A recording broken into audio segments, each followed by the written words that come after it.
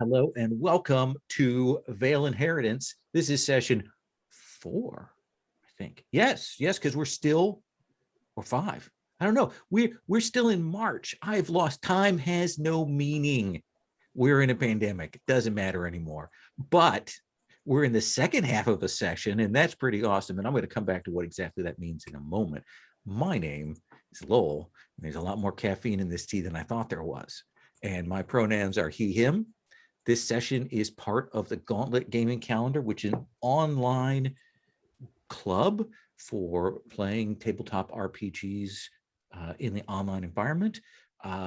We have a lot of people in our community, and we have a dedicated app for it. And there's so much more: blogs, a monthly magazine. We've got podcasts, all this kind of stuff. You can find out more about that at gauntlet-rpg.com. I probably said that twice, but it was so nice. Anyway, we're going to come and talk to our players, and they're going to tell us a little bit about their characters, and then we're going to frame into where we're at.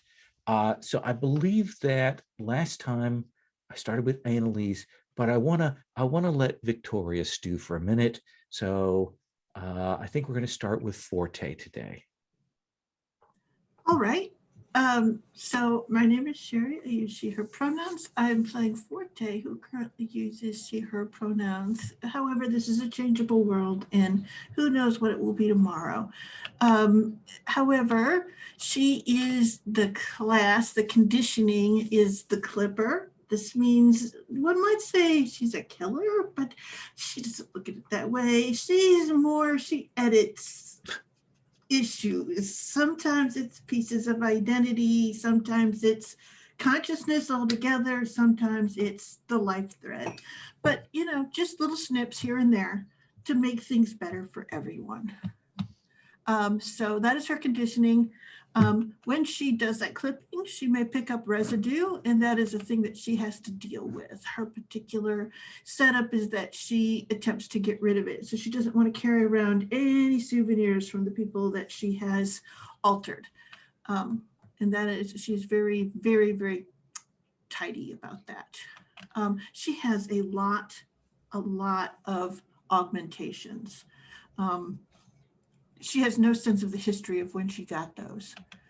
And what she does know, though, is that she does have a past, and she can only access pieces of it. She associates it with water, big bodies of water, big waves, and a certain amount of control over the veil, which she still has in pieces and fragments. So she does have some qualities or moves from the data architect books, but mostly she's a clipper, and she is going to snip things. Do you have any special hold left from last time? I do. Okay. There is a particular NPC named Dritz. He's a bad guy and a pilot in the upcoming race, and I have +1 versus him. Okay. So I believe. Yeah. Do you have any start of session moves? That's a good question. Let's see here. I have downtime, and then I have lots of analyze and probe moves is what I've got. So. And your XP is at 4. So yeah, and I don't know when we level. Is it 5, 6, 9? I think it is 5. Okay, cool. I'm close then. Yeah. I do have a really cool ship. It's named Waterproof. So. Tell me about the questions that you have for your character. Okay, so why is completing the job so important to Forte? And I think we did talk about that. Mm-hmm. Is that do you want to stick with that again? No, I think that we answered that enough, and it would just be so essentially she does it because the rest of the members of her team have other priorities that are super important to their identity, and so so let's move on to that. And let me think. What is it that I want to do? Do you want me to give you some time to think about that? Yeah, sure. Okay. That's great. All right. And then my general question is Forte running from or seeking the water? I think I'll keep that. That's a thematic that I should pull in when I do my descriptions and stuff like that. Okay. And then what does Forte know about the veil that others don't seem to tap into? Again, I think that's a perfectly fine one. Sounds good. Let's come to Wraith Ransom. Wraith, I will point out to you that I have put in a sheath, a thing for Cry Havoc there in yellow. It has the various maneuvers for the sheath and how to roll the stats and all of that stuff. But let's have you tell us about who Wraith Ransom is. I'm Tyler, he, him pronouns, and I'm playing Rafe Ransom, who also has he, him pronouns, who is our shepherd, which is our pilot. But more than just a pilot, they are also someone who can connect with vehicles, speak with them, personify them, and a great deal of my powers kind of flow off of that. But I'm also a pretty kick-ass pilot. I have a mysterious past that I remember snippets and vague bits of. I do know that I was run out of the military because I successfully attempted to take over a flotilla for a short time, and the military didn't appreciate it. And I had to fake my death with the help of Forte. And since then, I've been kind of on the run, but I dream of going back and commanding ships again. And you have some hold still remaining from your confluence? I do. I have 2 hold from where I've worked on the ship. Okay. I have 1 hold from preparation and 1 hold from my confluence with Cry Havoc. Okay. So once you burn through that confluence that you have, you can, since another session, as soon as you burn through that, you can roll it again. Mhm. And let's see what your XP at just 2. Yeah, Looks I like. picked up a new move at the end of last session. Okay. And do you have any other start of session moves? Do I have any start of session moves? No. Yeah. Okay. Well, then I guess what I'm going to ask you is tell me about these questions. Alrighty. My first one is, what are the cool mods to make a ship a better racer? I didn't really take time to learn that, and I still think it's interesting, so I may keep playing with that. Who still doesn't believe I was clipped and is trying to find me? It seems like we're going to be learning a bit more of that. That one may be dipping off the old question list after this session.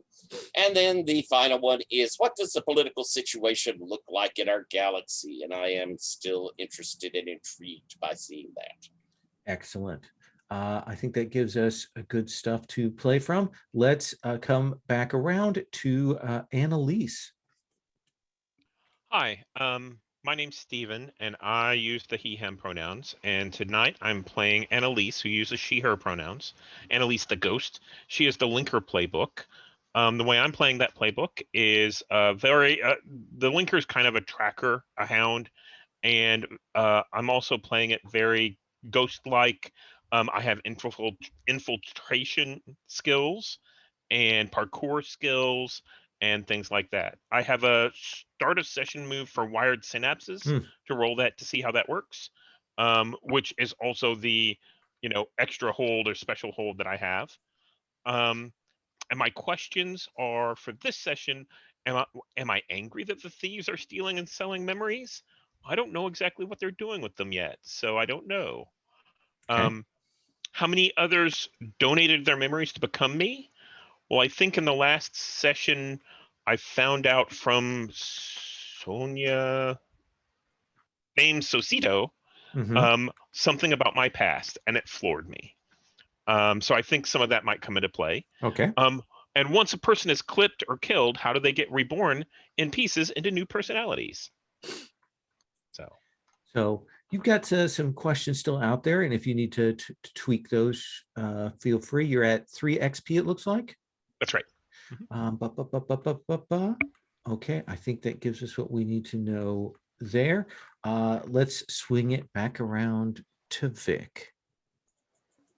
Hi, I'm Patrick, he, him pronouns, and I'm playing Vic, usually, she, her pronouns, although as we start tonight, I'll be playing Jimmy Vic, who's going to be wandering around with he, him pronouns and a lot of weird reactions to things, and the most amazing blaster show anyone on this station has ever seen. Oh my, oh my.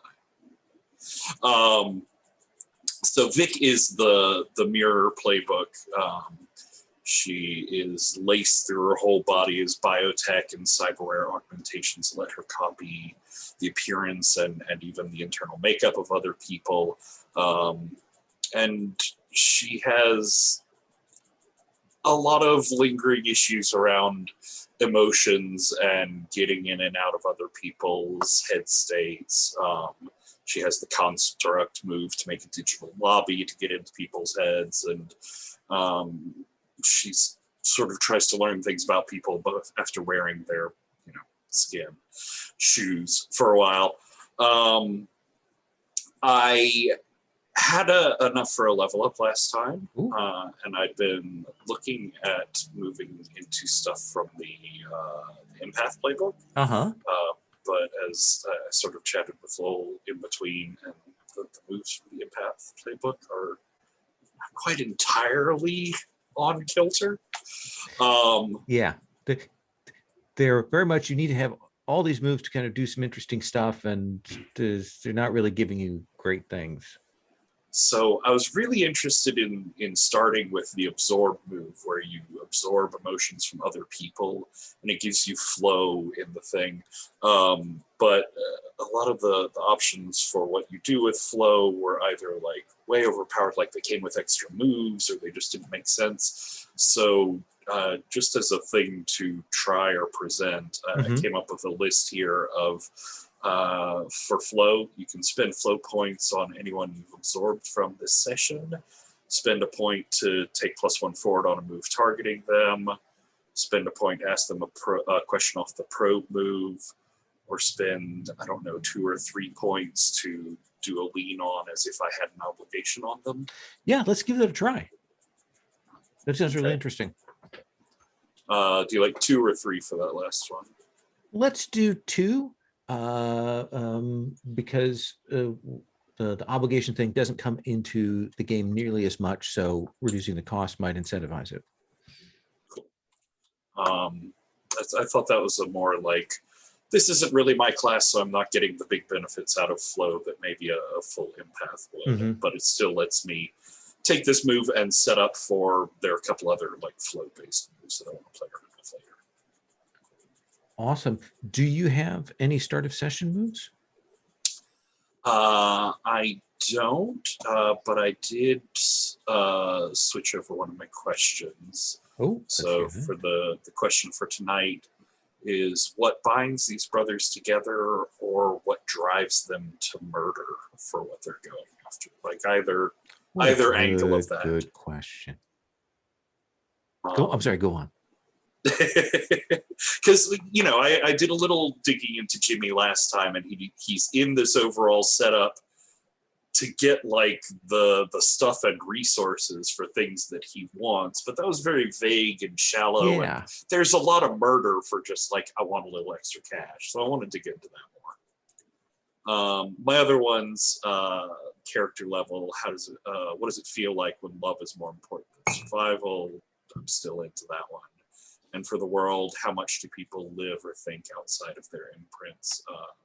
I especially with the digging into the motivations of the brothers, I'm very much interested in like imprint versus personal choice here. Excellent. Well, I think we've got things set. The race is today. We are shortly before the race, which means we can do, some scenes before that. There's been some promotional things done to boost the tension between the different racers that have gone on. And just to remind you, our racers are our fine Wraith Ransom, and then Strauss, and then are Yamamaru, Baba Yun, and then who you know is the ringer, Drizzt de Arc. And he is certainly playing up his full young, cocky characterization. Chakramawi is moving around trying to keep things going, trying to make sure that everything is fine, watching out for police informers, things like that, checking the communication jammers and all of that kind of thing. And we've got then, of course, lots of gamblers here, but in particular the three high rollers, Wagerman, who Jimmy is part of his entourage, Dame Sosito, who has a past life connection or present life connection with our fine ghost, and then Primus Kolonoth, who we really haven't talked to, but he's a terrible person, so probably not one for particular small talk. But Jimmy, you've kind of gotten into the mode. It's this time before this. You've got Jimmy 1 put away and in what is the word,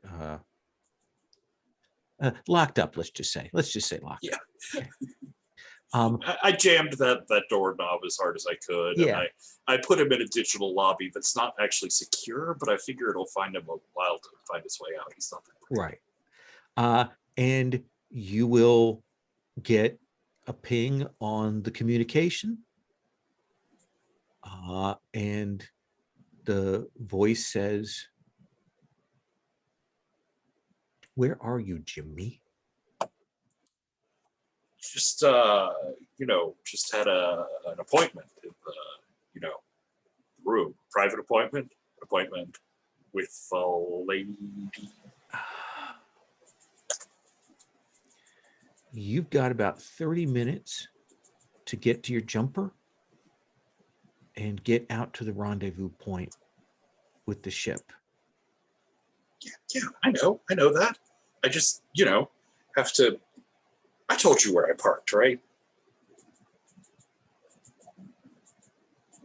Just get it taken care of. And seriously, we're on a timetable here. You don't slip up on this. No, man, I'm good. Of course we're good. We're all ready. It's the plan. It's the time. 15 minutes. I know that. 30 minutes is what I said, Jimmy. Yeah, obviously. I just want to be make sure that I'm on time and early even. There's that pause, and he's like, okay. Yeah, get out there, back them up, and this could be a big payday. Yeah. And everything's taken care of, Wagerman's all right and everything. So this is the point at which I think, and it's not necessarily that triggers anything, but I think some sort of divert or sway to get past his perhaps worries and also maybe get some information out of him. It's a lot easier when people are looking at me.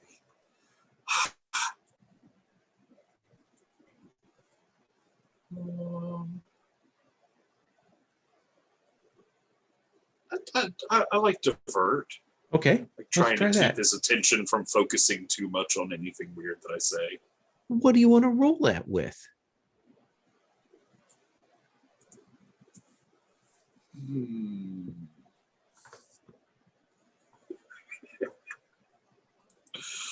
Don't think it's sad, no matter how wise that might be. I was going to say.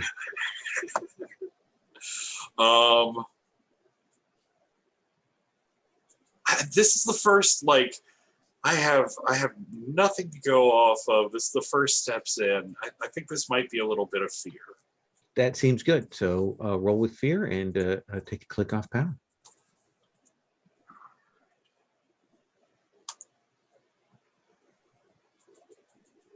That's an 8. Okay. He says, wagerment's not an issue. I'm taking care of the station side stuff. You meet up and we'll just let Dark run the race. Seemingly indicating a fourth person in the equation.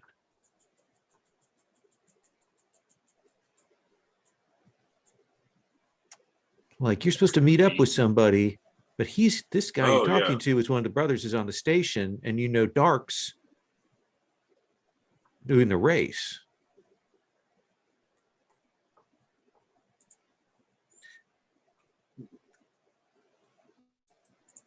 Super fun. But he doesn't question you. He kind of goes, okay, well, I'll see you on the other side. Yeah. And I think as the connection cuts, Jimmy is like there and he's trying to like pull up his HUD interface and like flick through code. Ship, come on, there's ship somewhere. I think that's actually something you will be able to find pretty easily. He's got his, his digital wallet with his parking token and all of that kind of stuff here. So you can easily track that back. Forte, what are you up to? You know that Wraith and Annalise are getting ready for the run on the ship. Vic headed out with Jimmy and hasn't been seen since. You are muted, though. Mm-hmm. Yeah, I think Forte is like, okay, hopefully we'll hear from Vic pretty soon. But I think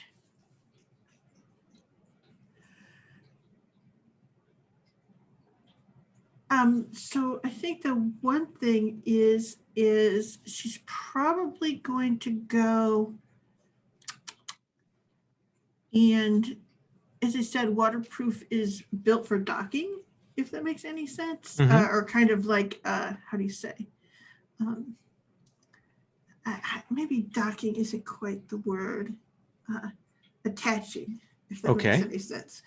So she probably will go and go down into the where the hangar is and essentially do a quick scan on Dark's ship just to see just to get things set in case that's the ship she has to take a hold of. So it feels like maybe an analyze kind of thing? Yeah, probably. Okay, yeah. So I know you and love rolling knowledge moves. yeah, they're the best because you just get all the good stuff from them, right? So, okay. Let's see here. Gosh, this is one of those where you go, oh, emotion for just thinking about what might be happening down the line. I'll probably go with power, Okay. just because this is something her ship's built for. She knows how to do it. It's a pretty standard approach for someone who they're tracking. Absolutely. So now all I have to do is find the stupid rolling machine. Here it is. Here we go. And when I say stupid, I don't mean that it's stupid. It means that my lack of prep is goofy. Okay. So I'm rolling 2d6 and then I'm going to add 1 to it. So that's a 9. So you get 2 questions. Okay. And you get +1 for when you act on those questions. So I'm just like, got all the good stuff. So on analyze, what if anything here appears out of place? So you know that Wraith kind of did a light skim read on these ships, but deliberately didn't go deep, didn't want to trigger anything off. Mm-hmm. But you're kind of looking at the system setup and things like that, and you know kind of what the modus operandi is for this. And it looks like they've got some, extra boosters. They've got some additional gravatic, buffers, and they've got some torque bumpers, gravatic torque bumpers to bump a ship out of position. What they don't have on this ship is any of the things that you would expect for harpooning or cutting into or boarding or anything like that. So clearly, you've heard it both ways, that sometimes the ship that they send does the attack and sometimes there's a secondary ship. Clearly, this ship is just kind of doing the setup, and there's another ship out there that's going to do the hit. Okay, which means that Dark may be like planning to try to win, right? That's a possibility. Yeah, Okay. planning on. Planning on. Not going to happen, buddy. And then I guess, what's my best way out in past? And essentially my best way in. Best way into this ship? Oh, yeah. Oh yeah, but I think that you can see that while there is some security around here, we're now in that hectic sort of 2-hour countdown, and if you really wanted to, you could probably slip aboard that ship. Like even be there when he's flying? Yeah, you'd need to get in, do some changes to the ship's sensors so it doesn't read your extra kilograms. Kilograms. Oh, that sounds so heavy. Hardly any when I put on, my gravitonics. No, I don't know. Sure. Yeah, that sounds awesome. That sounds like awesome, good fun. Okay, then I think that's just one more roll with a All plus one risk. It's a +1 risk. Yeah. If I can, before you get on the ship, I want to have sent you a message. Forte, we need to talk. Okay. Then let's do that scene first. Have that communication. We'll save that boarding roll, and then we'll look at Wraithen and Annalise and the setup to the ship and how you approaching those things. So, Okay. you get buzzed, and I probably the next scene is on Cry itself, I assume. Oh, I would definitely make it look like she's walking around and talking to everyone and looking at their ships. So does that make any sense? Like, because she's got this whole thing that she's doing a bet and she's a real expert, but she's not an expert, Okay.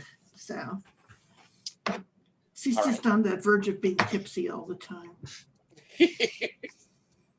So she'll go and talk to Rafe like she's, trying to get the inside scoop on Cry Havoc. Then I think probably in, looking a bit confident and verbose, I'll have, walk you around Cry and take you up the gangplank in. And as soon as we walk in, you see my whole demeanor shift. Forte, I've seen something. Okay. Forte, you and we're close.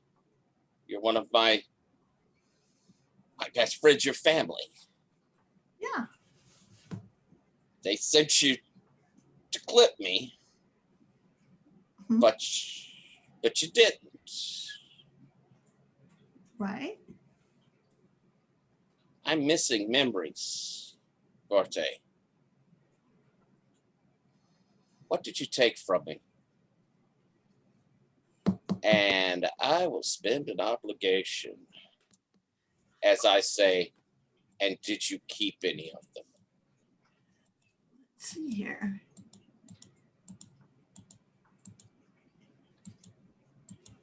Now, I didn't clip you, did I? You were sent to clip me. This Yeah. would be developing something new. All right. So yeah, the question is, did you or yeah. did you not clip them? And if you did, what'd you take? And I have some other details I can throw in there too.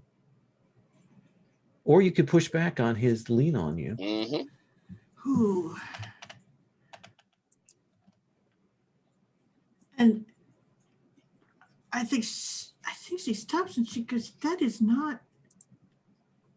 She sort of, because you know that Cry Havoc hassles her all the time about clipping. And she goes, this is pissing me off. I don't know what Cry has been saying to you, but I have never clipped either of you. It's not Cry, but someone has clipped me, Forte. I'm missing something since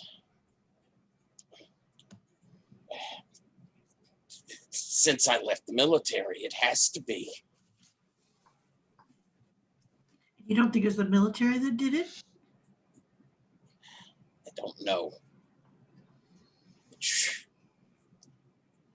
But I was hoping it was you. I might be able to figure out who or what.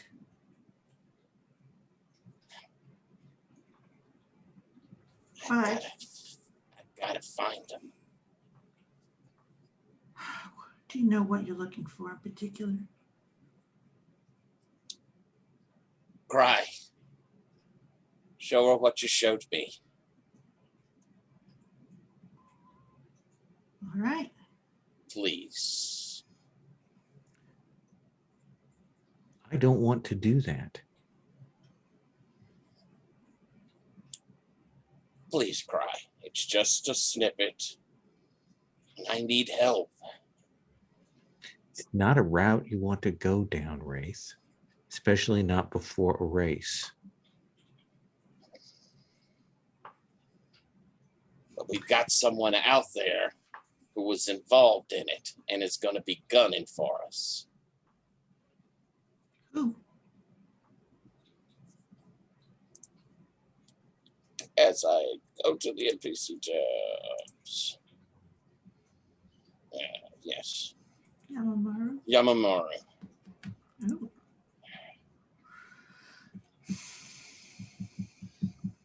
I think we blew up her ship. I think we killed a bunch of people. The question is, was it you? Or was it clipped you? It was me, one way or the other. And it's certainly me according to her.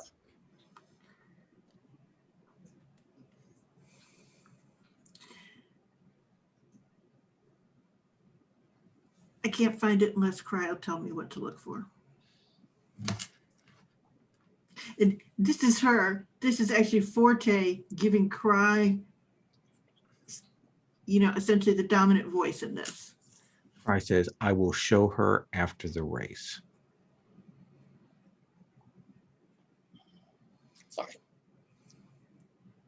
Fine. I just hope that we don't get blown out of space before that gets a chance to happen. Who's going to be able to blow you out of space? Come on. All right. Does that spin my obligation? Yeah. Let's cut to Annalise so we can see where she's at, where her headspace is at. And then we'll kind of check back with Wraith pre-race here. Annalise, where are you?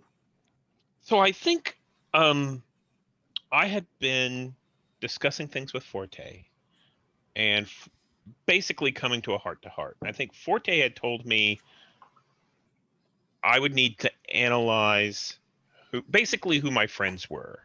I think that's kind of the gist of the discussion that we had. So I think what I'd like to do is I'd like to see if I can't examine more about Dame Sosito and my memories associated with her. I think what we see Annalise has not stumbled, but the subtle equivalent of stumbled back to Cry Havoc. And it's on Cry Havoc in her hiding spot so that she's prepared for the race. But internally, we see her kind of close her eyes, and she's internalizing, trying to trace down those memories and those fragments that are associated with Dame Sosito, calling her, saying, "I just need a hound," and the relationship associated there, and leaving. I can see two potential moves for this. Mhm. I could see lift the veil, Yeah. Yeah. or if my previous trace is done, coming to track these brothers, then I could potentially trace my own self, looking for the history there. Interesting. I like the idea of using the trace move that way, but there's not really any outcome that's useful. Yeah. Let's do lift the veil. Okay. But I think that there's a real danger that facing all of you when you dig back into your imprints. Hmm. You dig back into your past. You all have gaps in your memories. You all have pieces and parts from other people, at least an other person that is part of that imprint. That's how you've got that imprint move. So I think looking internally with the lift the veil runs the same risk as using an imprinted move, in that if you roll a 1 on either die when you use it, that's a problem. Does that seem Okay. fair? Oh yeah, I think so. So how do you set your own scene for this? Like what is the meditative techniques or amplifications that you use when you go to do something like this? Yeah, so I think what we see is Annalise is kind of curled up in her little hidey hole, and the light around her actually dims, and we don't see as much. Usually there's a little bit more bright so that she can hide a little bit more in the shadow, but it dims, and Annalise actually internally goes in, and we see kind of that mindscape. She ticks off her senses because she's using all of this processing, uh, not for external stimulus, but instead for memory searching. And I think as this plays out, we start to see on the screen flashes of memories, and we see those original flashbacks, and then how she met, Forte and Rafe, and the rest of the crew, and we see those flashbacks that we did during the first session whenever we developed Obligation. We see flashbacks to the previous mission where we saw, Jules and Romero, and escaped with them, and we see kind of older missions that we don't recognize, and that's whenever I think the memories kind of kick in. Then let's have you roll. What do you want to roll that with? I think I'm definitely rolling with fear. Okay. Because I don't know what's going on. I rolled a 7, and my fear is a 1, so that makes it an 8. Okay. But I also rolled a 1. Also rolled a 1. So when you do that, you are going to take humanity harm, which means you'll lose time, trigger the flashback move, add a dot to an emotion, or take disadvantage forward. I don't think the flashback move is appropriate because what you're getting as a result is a flashback. So any of the other 3 would be fine. So I like the idea of losing time, and that this actually, Annalise comes to in the middle of the race. Right? Oh, okay. Yeah, I like that. Yeah. I think that you see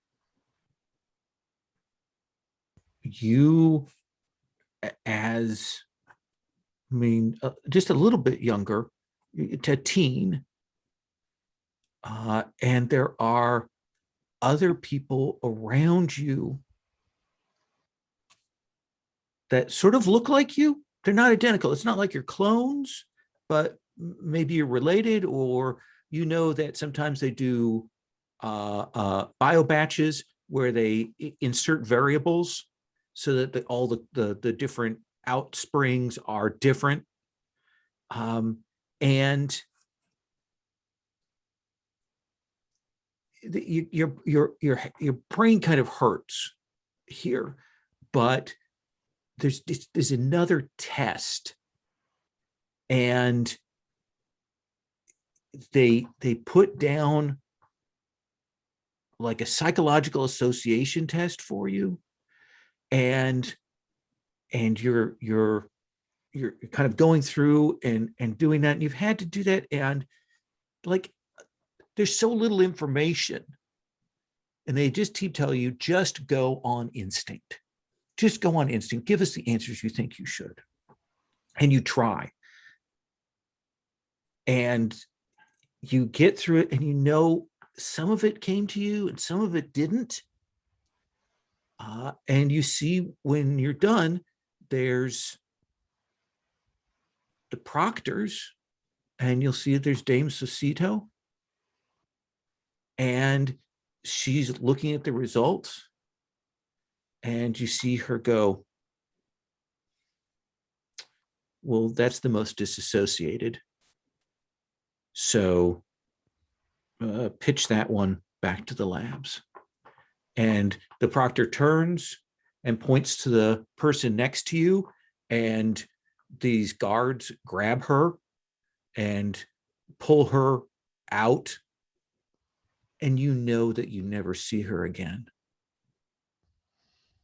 And the proctor goes, all right, we're going to do another therapy session, and then you'll have some time to run. And the other four of you get up, and you realize as you move that the other four like move very much like you. They mutter, they talk, they seem like you, but there's these little differences. And Dame Sosito says, you need to get closer, says to the proctor. I don't want to waste any more resources, but I want her back. And that's where we cut. I'd like to add, if you don't mind. Yeah. I think we see Dame Sosito say that, and then the camera kind of zooms out, and we see Annalise's face, and there's kind of the eye movement associated with Rem, and as it moves back out into the hidey hole where she's kind of scrunched up into, we see almost like a dog running in its sleep. You know, her muscles kind of jerk a little bit as she's going through the running exercise that we discussed. Yeah, the parkour that you know so well. Yeah. Wraith, you're getting ready for the race, right? I am. Okay. What are you doing? What's your psych up? Or are you talking to anybody? You get anything set? Let's see. As Forte leaves, and I'm guessing you would have told me your plan to get on the ship. Okay, I would have handed off something to you that's kind of a communication booster. If we need to plant this in the ship, I may be able to grab a hold of it. Oh, that would be awesome. And then I'm going through and tightening up everything and putting grease in the right spots. I will have checked in with, probably tried to check in with Annalise and not been able to get her. And then check in with Vic. Cry confirms that Annalise is on board, but not responding. You get the cyberpunk equivalent of like a busy signal, right?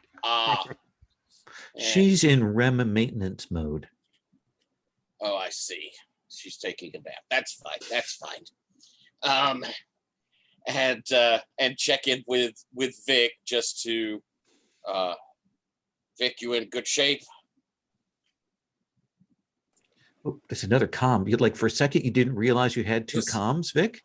Oh, right. Oh, hey, Jimmy here. I think you may have the wrong line. I'm just headed to the docks. Sorry about that. Yeah, it happens all the time. Mix up, you know. Okay. And I think that's probably, just getting myself prepared, getting Cry ready, and, putting in our new equipment so that she's ready to go. All right. So you're going to have 3 obstacles in the course of this race. I'll Okay. describe what they are.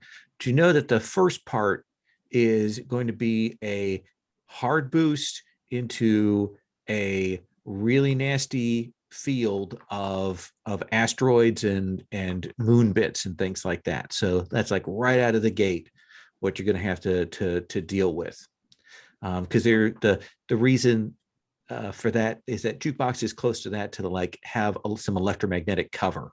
Okay. So let's go ahead and generate your stats for that first obstacle. So we'll generate stats for each obstacle rather than for the race as a whole. Yeah, no, I want 3 obstacles. Okay. Let's see. Where have we got roller? Basic moves. Yeah, the basic moves has the roller on it. Yeah. Good. Okay. All right. So I just roll 1d6, I believe. You roll 3d6 because I believe that right. you and then you assign those to the stats there. Right. Okay. So let's see. 2, 3, and roll. 3, 3, and 5. So you've got 2 zeros and a +2. 2 zeros and a +2. So we're going to do, we'll keep, and first obstacle is the asteroid belt. The asteroid belt is there. People are going to try and catch what they can in terms of speed boost off of the gravity wells of that, but it's as much speed as it is obstacles. Okay. I think I'm going to try and be safe. So I'm going to put that 2 into control. Okay. And as the notes say, when you actually go to roll, you'll mark one of your emotional stats. If you trigger, then you'll have that same thing where you get stuck like a normal thing. I've got the different outmaneuver, outpace, outsmart, those are below, and of course the attack move. So you're getting set. Tell me, what was the module that you got, the soup up module that you got that you put here into Cry? I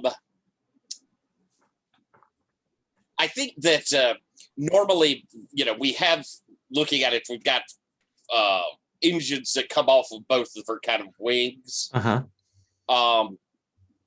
I think that the soup up, and that she has like a center one as well, at the back. So you've got the 2 on the wing that kind of do your maneuvering bits, and then we've got the big one in the back. So I think the soup up bit is I have modules for those 2 wing sides. So it's increasing them and is kind of giving me a little more maneuverability sort of idea with them to go along with her main engine.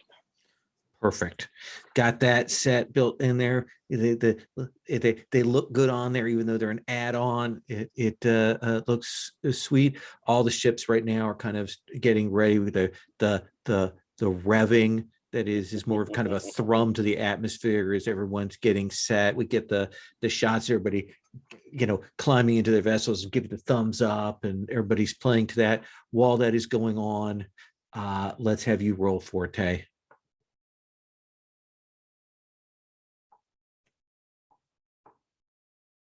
What do you want to roll breaking into the ship with? Ooh, so quiet. I say probably caution, so fear. Okay. Fear with an additional +1 because of your analyze roll. Okay, so that's me rolling 2d6 and adding 2 to whatever the result is. Do not forget, everybody, that you've got some special hold from that prep that you did. So that's an extra thing you can spend. Oh, wait, I used the wrong roll with me. Let me, How many roll with me do you have? so I rolled a 6 with a +2 is 8. An 8. So I think you get in there. But when you get inside, you realize just how absolutely cobbled together, and as I said last time, Frankenstein this ship is. I feel And- sad for it. Yeah. And your ability to actually maneuver within the ship is highly curtailed. Like you're kind of jammed in there. Okay. I think now I have clipping, right? I Yeah. mean, so okay, yeah. So I think that makes sense. She's in like not a comfortable spot. Yeah.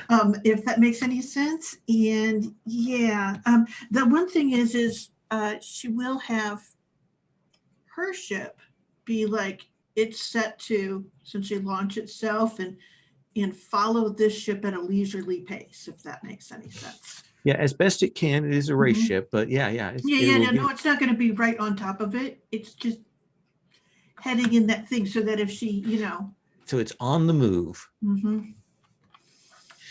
Jimmy, you find your vessel. It's not glamorous. It's clearly a get from point A to point B kind of one man pod here, and you will load into it, and it feels kind of natural, like you know how to do this sort of thing. Everything's put at the right distance and everything. And you'll find that there is a subspace encrypted transponder beacon signal that your ship can follow to. This is going great.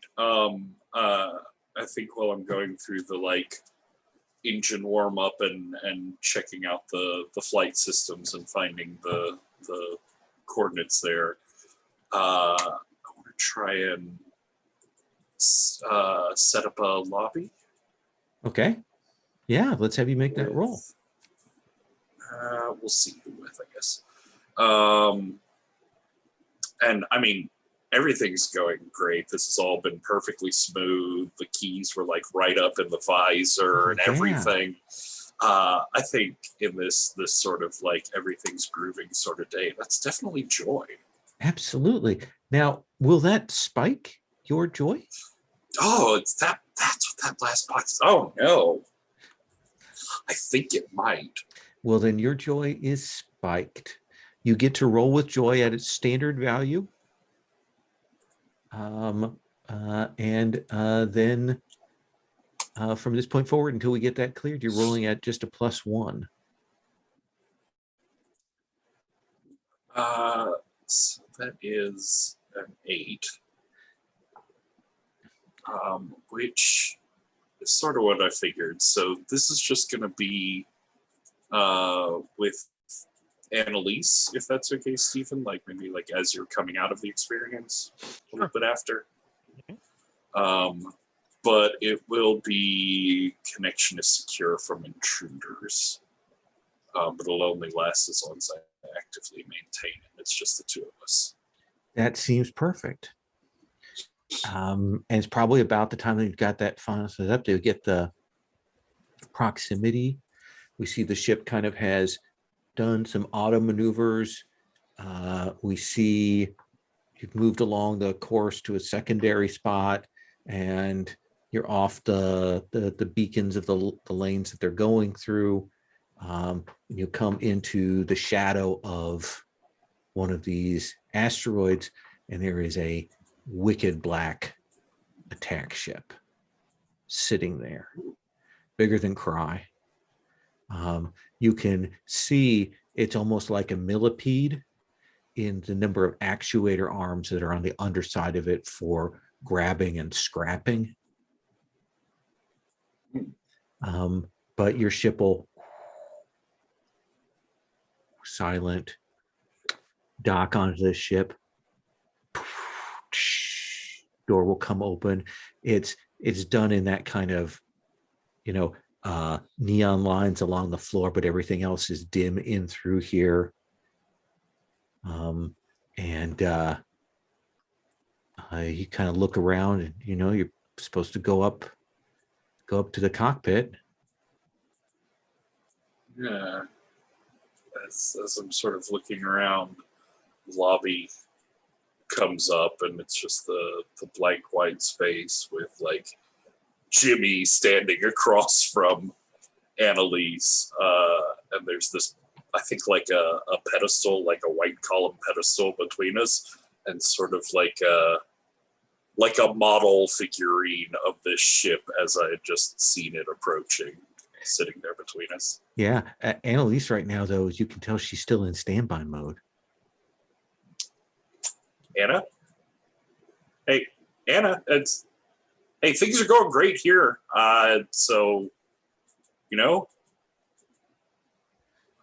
I'm just gonna go into this like black, empty neon death ship by myself, and it's fine because I got this. I got out here with no problem. Oh, by the way, I'm in the middle of space, and I'm meeting up with a black.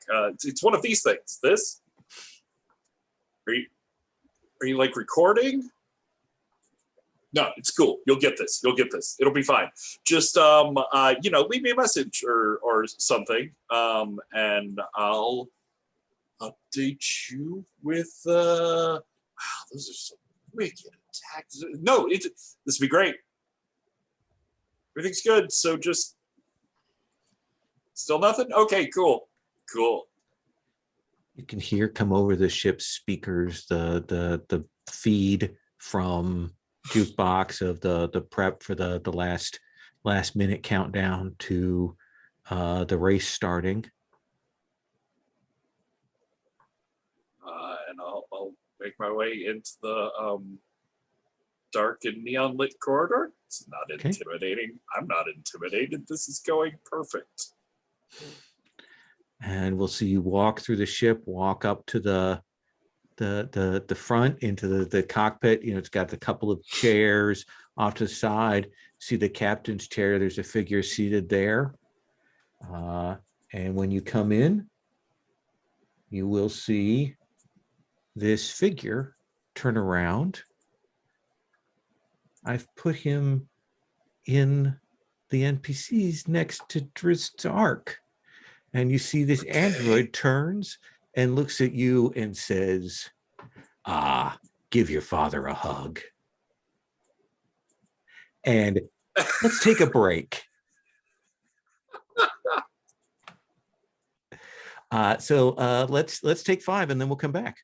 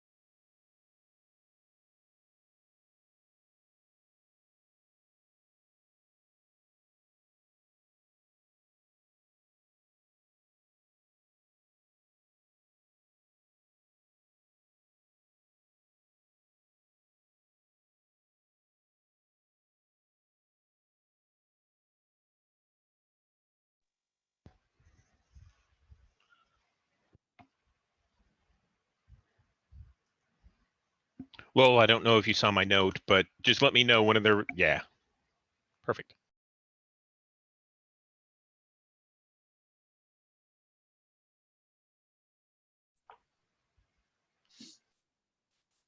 Yeah, I have a sense of how I want to do that. We're going to be moving back and forth between the ships. We've got 3 ships in play, and we're going to be kind of bouncing back and forth between them. 4 ships, if we count that your ship is out there puttering along too.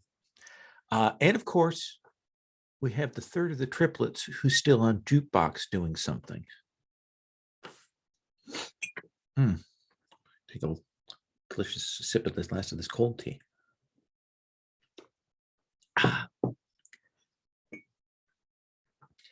So there is that bit when all the ships kind of drop off into the black of space off from this and line themselves up in the buoys. You've got like probably little view screens everybody has to the interior cockpits of the other ships, just so you can look at your fellow racers kind of thing. You can turn off the cameras if you want or don't want. You definitely get the sense that Yamamaru like is a little nervous because she's kind of pole position next to you. You can see that Strauss looks calm, super calm. No, like any bio readings are like on that sort of normal skew. Drizzt, his thing is all over the place. And Baba Yun looks wired. Looks absolutely wired. Red-eyed and kind of maniacally holding on to the stuff. And we'll hear Chakra Maui come over and get ready. And then we hear the sound of the announcer, hey, it looks like a good race today here out at Sector 7G. And get the sort of piped in of that. We cut back to the screens on Jukebox as things are getting ready to go. And then there's the and everybody will take off. And regardless of your inertial dampeners and things like that, there is that sudden gravitic thrust. And you are jammed back into your sardine can there, Forte. And Wraith, you're into it. I mean, this is the thing you like. And Annalise, that's when you come awake, when suddenly the ship suddenly lurches, and you hear the last sort of the sound dying out of that alarm for the thing starting, and you can tell that it's kicked off. But you've been out. You just lost an hour. So what do you do? I think I had the weirdest dream. I dreamed that some stranger came into our lobby and like told me this stuff. I don't know how that's related to Dame Cecito, but and I think if you think about it, you'll realize the lobby is still open. Yeah. And has that pedestal there. Like Jimmy's not there anymore because he's having to split his attention. Yeah. And I think it's, maybe that wasn't a dream. Maybe that's, and I think that jolts her back into, we've got a job to do. And I think she sends a message. We have communication between everybody, right? Yeah, standard audio comms. Yeah. And so I think she takes a scan of the millipede-looking ship and sends it out to everyone else. Okay. Let's have you. Do you want to do that as an analyze or something else? Analyze probably fits best. Yeah. And what would this be with?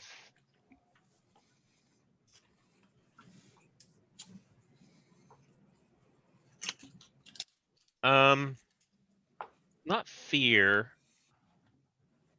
I'm gonna. It's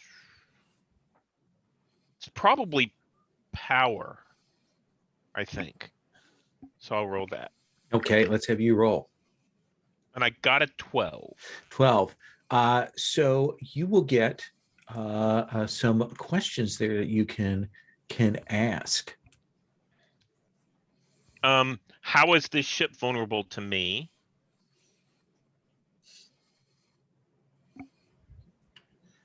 It would require Vic to hook in and to let you channel through the lobby, but maybe if you did that, you might be able to ghost in and mess with some things there.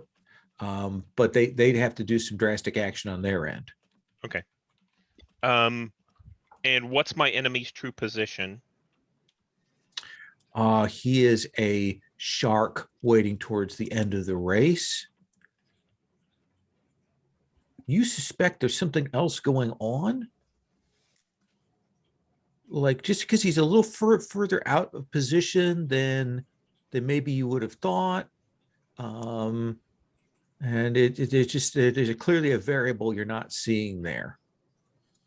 If you were going to do this attack, you would be in a different position. Is that my third question of what, if anything, appears out of place? No, I think that was your Or second question. Can I push on that, what appears out of place, to get a more clear answer about why they would position themselves where they are? You suspect there's something planted in that last leg of the race. Probably remote controlled or something from the sensor system on Jukebox. That's probably where the third brother is and what they're setting up. So I send all of that information out to everybody so that they can get an idea of what we're up against. Perfect. And I imagine that comes in this fucking cloud of information that you're dealing with, Wraith. I imagine that there's just this object, this vector, everything. Cry is running that through your head. You're running back through it, and you're trying to keep track of the other ships. And like the first thing that you definitely notice is that you get a feel for the other racers. Baba Yoon just guns it, and he is threading the needle, and his reflexes are good. You see the steadiness with which Strauss goes and makes his runs and his choices of movements there. And then it looks like Dark is just kind of trying to stay in the middle of the pack and kind of almost you can't slipstream in space, but he is following in on other people's grav wake, using them to clear paths. But the other thing that you'll definitely notice is as soon as you get moving, Yamamaro moves as far away from you as possible. Like shifts to get and costs her some time there in that first thing to put as much space between you and her as possible. So tell me, what is your and Cry's strategy for working your way through this asteroid belt here? Okay. First, would this trigger Steel and Resolve? Would this be considered a conflict, or is that something that would be more like when we encounter the millipede? That'd be actual conflict. So yeah. Okay. So all right. I will send back to Annalise. Annalise, make sure you're strapped down. It's gonna be bumpy. It's gonna be bumpy. And I am clearly just jazzed. I am very excited and happy to be doing this. So our plan is to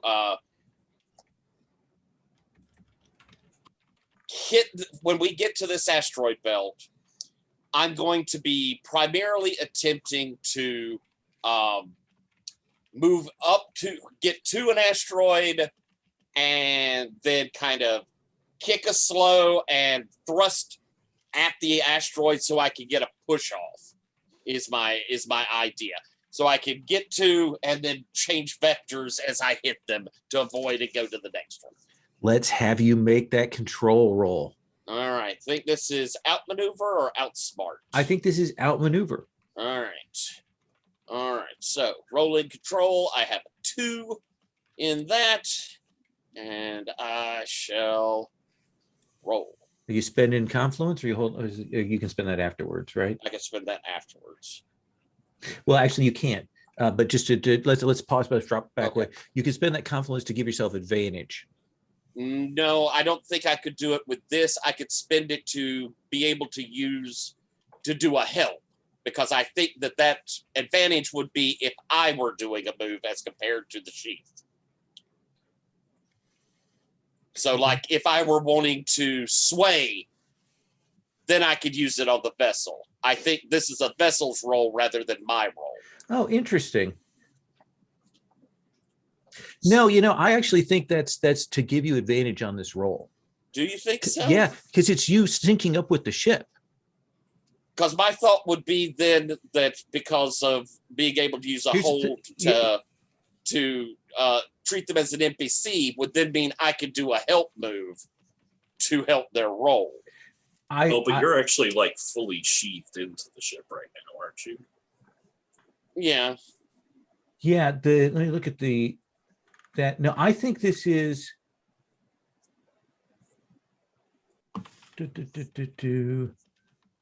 Yeah, that's really unclear. My feeling is that it is spending the hold to give yourself advantage Okay. on that, Then and I then you will can keep that in you mind. can immediately roll your confluence after that when you use that hold up, right? Or Right. do you have 2 hold? I have 1 hold, but I'm Okay.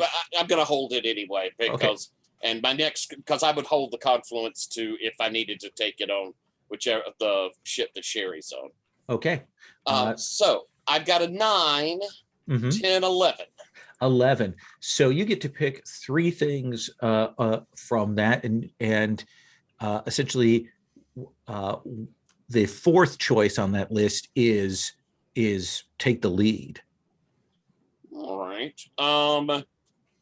Then I think I'll take everything except inflicting harm. I think Okay. I'll avoid harming the ship any with this, and I'll create an exploitable opportunity, which you and I can work on. Who do you want to target? Like who do you want to get the edge on? Is it a dark ship? Is it this person who's trying to avoid you? I think it's going to be dark. Okay.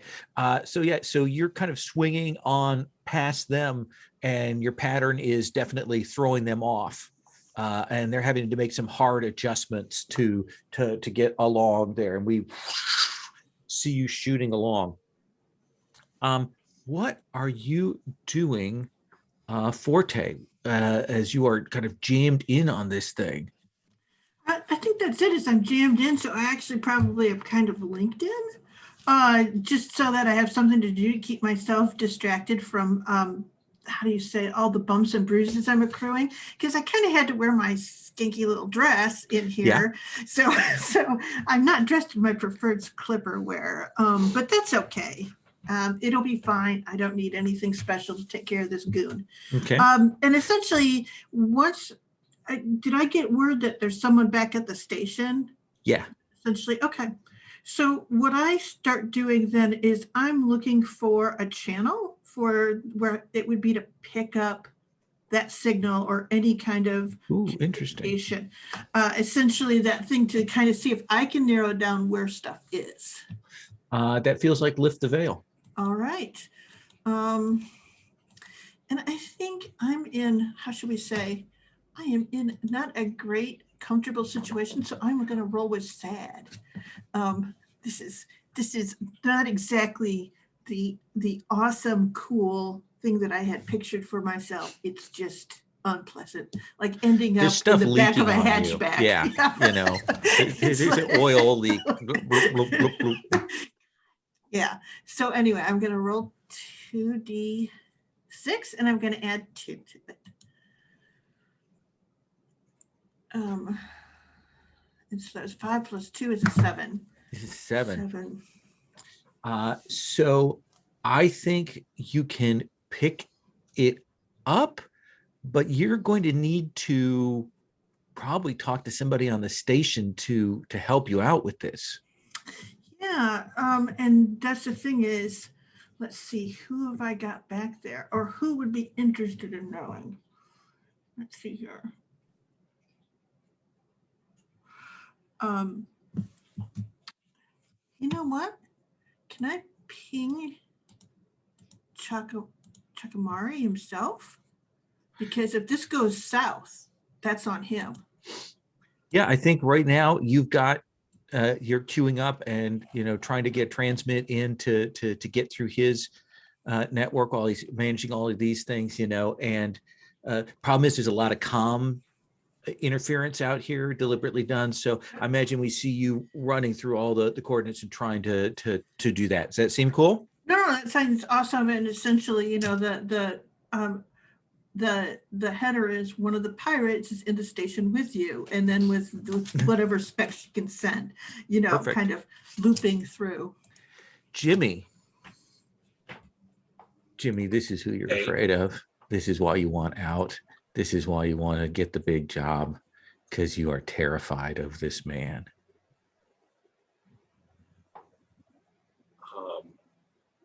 I think there's that shock of like an inbuilt connection that I think like threatens to take her over, but she's in this like state at the moment that I think realizing she has that step of separation from that fear keeps her sort of going forward, and she'll take him at his word, and Jimmy will like step forward and give him a hug.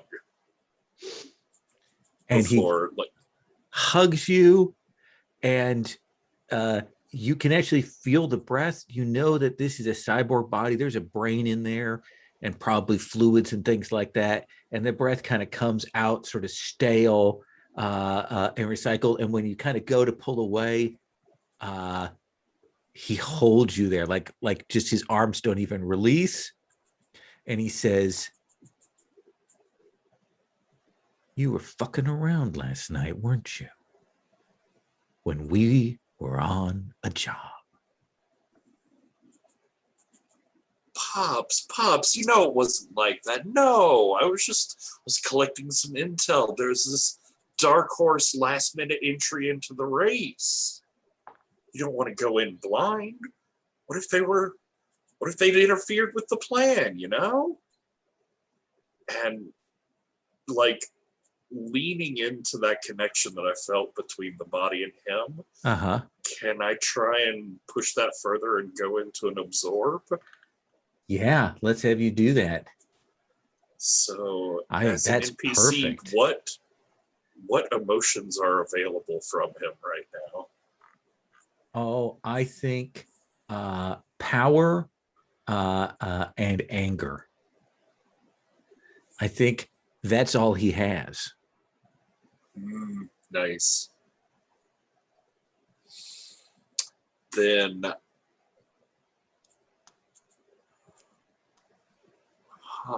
this might get interesting here in a minute. Let's see what happens. I'm gonna try and pull on and absorb that anger. Okay. So go ahead and roll with a +1. I am sticking with my joy. So say peace, but that's just because that's a +1 stat. That is a 10. That is a 10. Choose 3.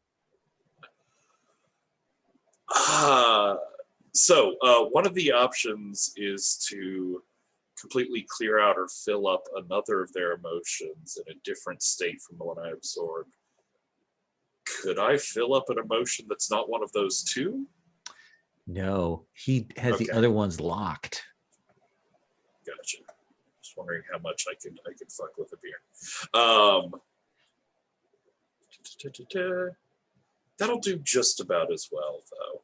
So I clear out all of the spikes he would have in Mad. Okay. I'm going to take a flow. Okay. He isn't aware of what I'm doing. And I'm gonna spike him out in power Oh to yeah. give him that sense of control, and there's nothing he needs to worry about here.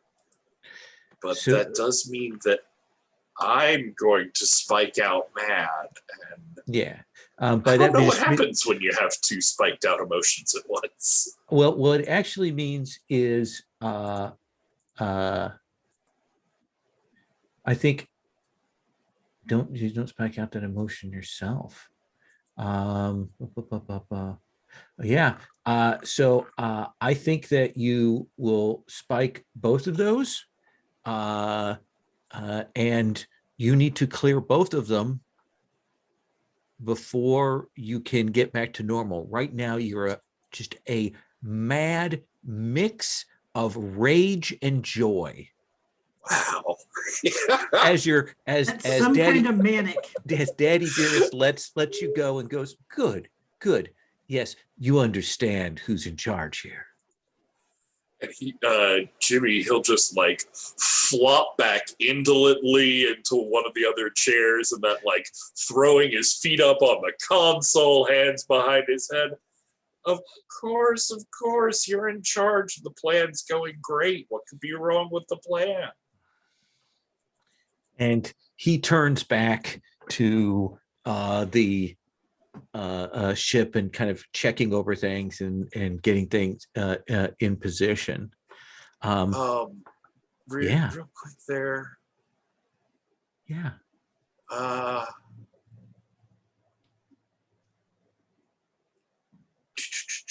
Yeah, I'm good. I'm gonna spend that flow to ask a probe question. Sure. What does he intend to do? What's the next step? What's the attack moment or whatever? Basically, he's waiting to the last leg of the race when something is going to happen, and both a coordinated thing from the two sons, the one in the race and the one at the base, and then he's going to take advantage of that and rapid strip this racing vessel. You can see he's got, the machinery. You can read this in his mind. He's got essentially a spider attack drone thing that'll drop into that ship, run for the captain, and essentially jump on it and do some neural stuff and rip their brain out. And it's not high quality and it's not sterile.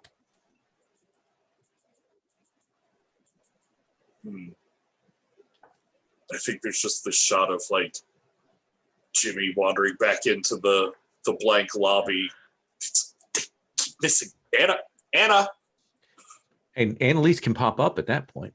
Yeah. So I think that Whoa. Annalise kind of pops in and says, "Who are you?" Jimmy, I'm Vic. Sorry, Yes, Vic. yes. Yeah, that's how I say it, right? Oh, of Vic course, sounds you're weird. Vic. Yeah, okay. Comes off more like Vic. Vic. How do I keep doing that? And he'll like knock the model off of the pedestal.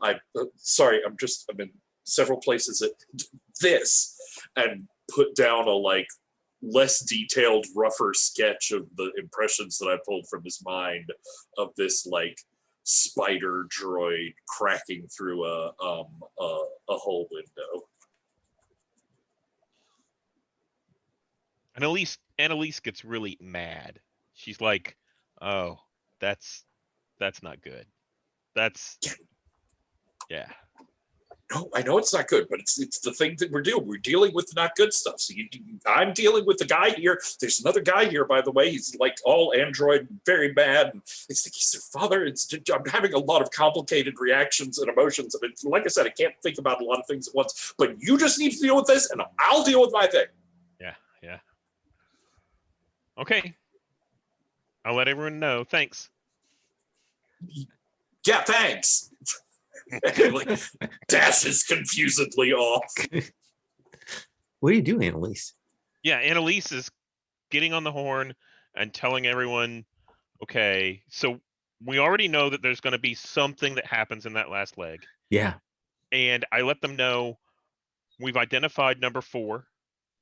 He seems to be a father figure, and he has this millipede thing that's going to cut and dice the ship, while he sends this spider droid inside to cut and dice the captain.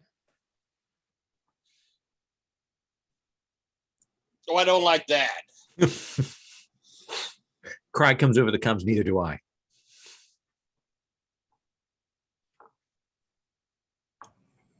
Any idea yet what this thing is at the last leg?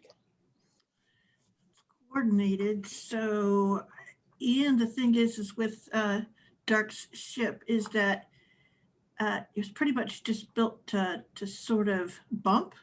There's no grapple hooks or anything like that. So he's just trying to put ships out of position. So So we probably think go on to win. so but is this thing like a mine or an? Probably, or explosion, or I don't know, opening a gate and some monster comes out. Who knows? Oh fuck! Yeah, All I right, just made that up. I saw a movie. We'll keep heads up. Annalise, you okay down there? Oh yeah, it's not me you have to worry about. It's Jimmy. Well, Vic. Yeah, we do. But like I say, strap in, and if you need to, we can give you some sort of compression. There's gonna be some pretty heavy G's. I can take it. Don't worry about me. And we head into the second leg of the race. This is where you have to drop down into the upper ionosphere. I don't know if it's an ionosphere, the upper atmosphere, with storms and such, and you've got to essentially catch as much speed as you can through massive turbulence. So Tyler, let's have you roll 3d6 and regen your stats.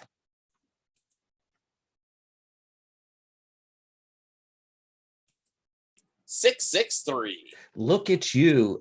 So that's going to be 2 plus 3s and a 0. I'm gonna put the 3. Oops. 3 in speed and continue with keeping that control up. A 3 there. Perfect. We'll let aim be low. Then tell me, what is the trick that Wraith uses to use this atmosphere, to use this speed to his advantage? Okay. I think this is where our design is really going to pay off, and those VODs I put on there.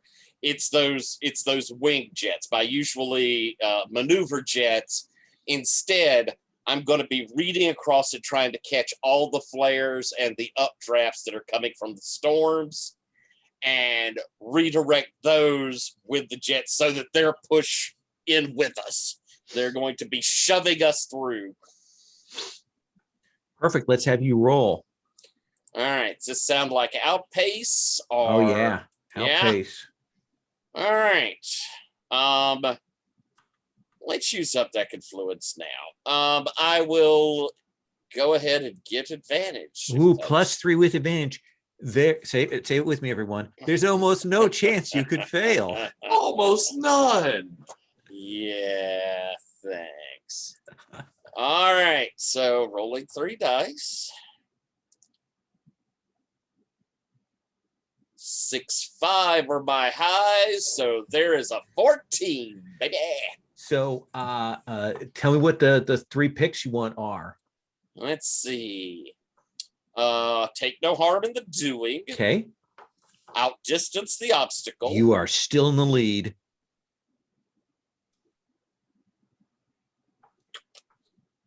I don't encounter a new obstacle, problem, or enemy. Okay, so nobody gets up close to even kind of start to wiggle with you, and I think at this point we're hearing that midsection. The lightning is coming off the atmosphere as you're running through that. We can see that Strauss is purely playing the kind of the run the steady game, you know, watching and hoping other people are going to crash out. And we can see that Yamamaru is like just falling for the drift back. Like this is not her race. She's got something else up her sleeve. But right now it's you and Baba Yun is like there's that kind of cut through close, and he is doing shit that like you kind of jerk back a little. He is taking big risks. If he could take risks, he might.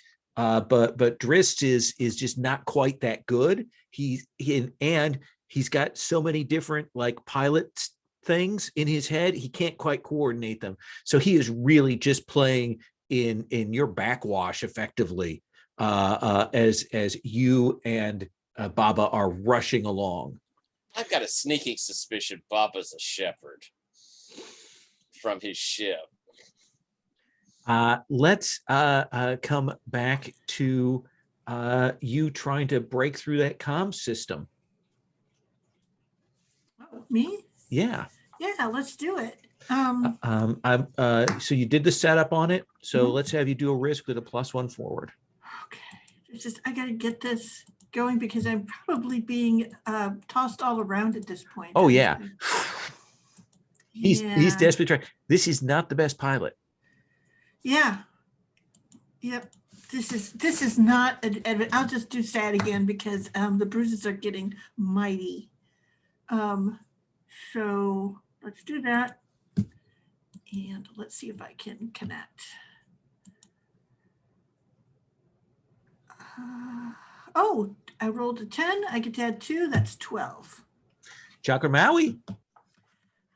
Chakra Maui. Hey, you know those pirates that you've had some trouble with? We've had trouble in the past. Let's not. It's just a closed line, right? We don't want to be talking. Don't want to make anybody nervous here. Got the betters in the books. So. Okay, so one of them is in the station. They're transmitting, and I'm going to give you coordinates that they're transmitting to. I can give you what I'm picking up from. You should be able to get to them before we get to the third leg and they pull off whatever trick they've got planned. Chakra Maui out. And we cut to a shot of Chakra Maui running through the halls of this. Out of my way! Out of my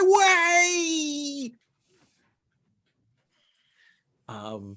And he is rushing. He is grabbing his tech kit, and he is looking around desperately on the notes that you have. And I think we see him finally like get it down, and you realize that whatever is going on is like linked into sort of the broadcast nodes for the last leg of the jaunt. And Chakra Maui is like, oh, and is running to get that set. Vic, Dad starts hitting the power up switches and is getting things set. He's humming to himself. Everybody's gonna die. So, as a fun side note, Yeah. I keep forgetting that my lobby move is an imprint, and I went back to go look at that and definitely rolled a 1 on one of the dice. Definitely rolled a 1.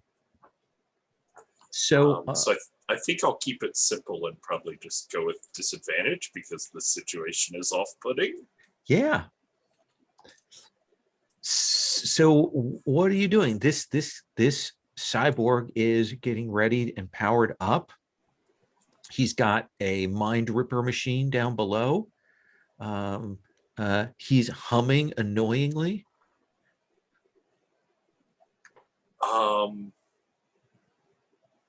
How mad are you?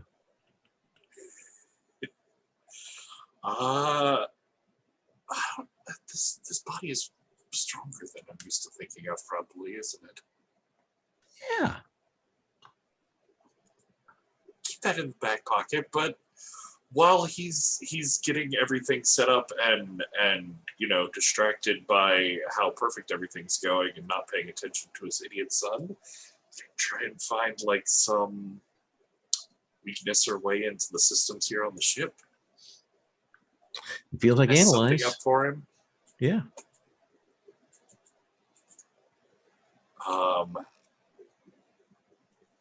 You're rolling with a +1. And Yeah, where do you want to take? Where do you want to take the spike off from? I think it's gonna be mad. I think this is Jimmy's like rebellious anger at his weird robot dad bubbling up here. Okay.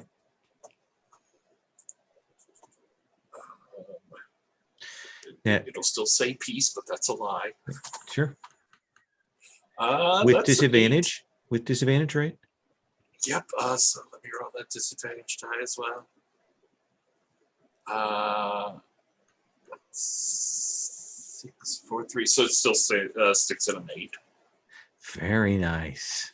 Yeah, threading the needle there. So you get 2 questions.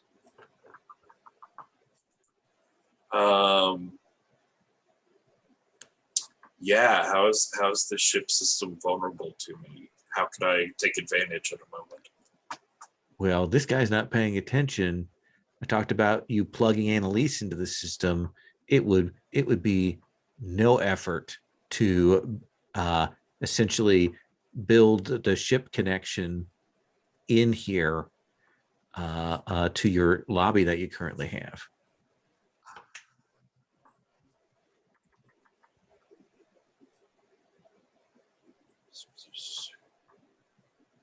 Okay, so I've got a basic idea of dad and stripper ship, spider bot out there to like blast in and take out the pilot.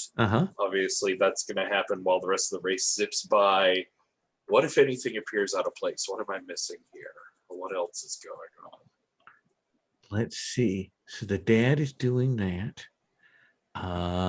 The brother is going to be doing some kind of the brother on the station. I don't know anything about that. Oh yeah, the I think that given what Forte knows, given what Wraith knows, given what Annalise knows, you can identify that that brother is essentially in the comms for the race, and is going to be using those to create a subspace disruption, combined with the bump from Drizzt the Ark's ship, which will send the leader off course. Plus, it'll also black out a portion of the broadcast there, so people won't see any of that go on.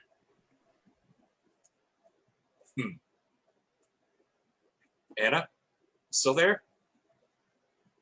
Yeah. It's I can handle the G's. It's okay. I'm not going to black out. Okay, you look fine. You don't look completely pale at all. It's great.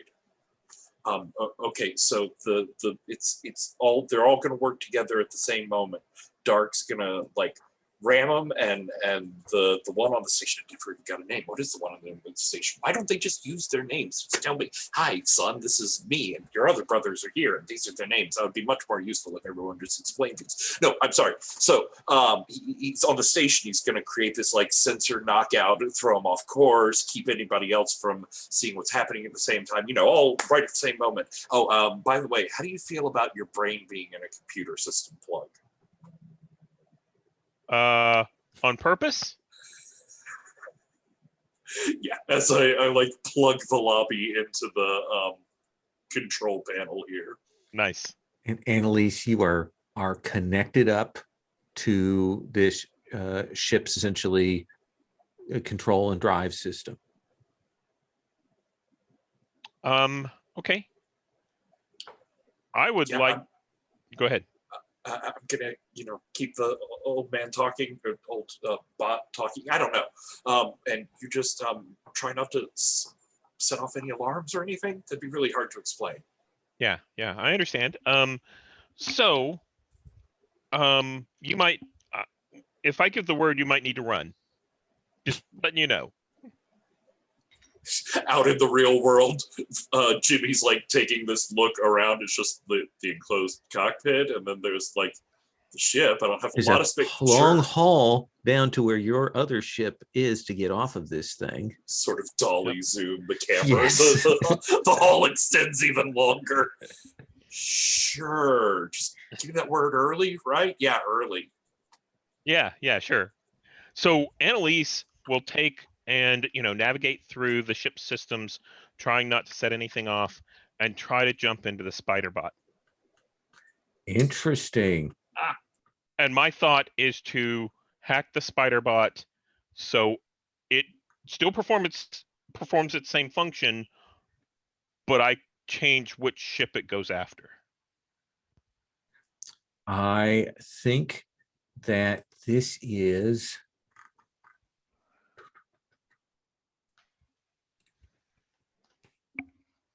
let me think what the appropriate way to read this is.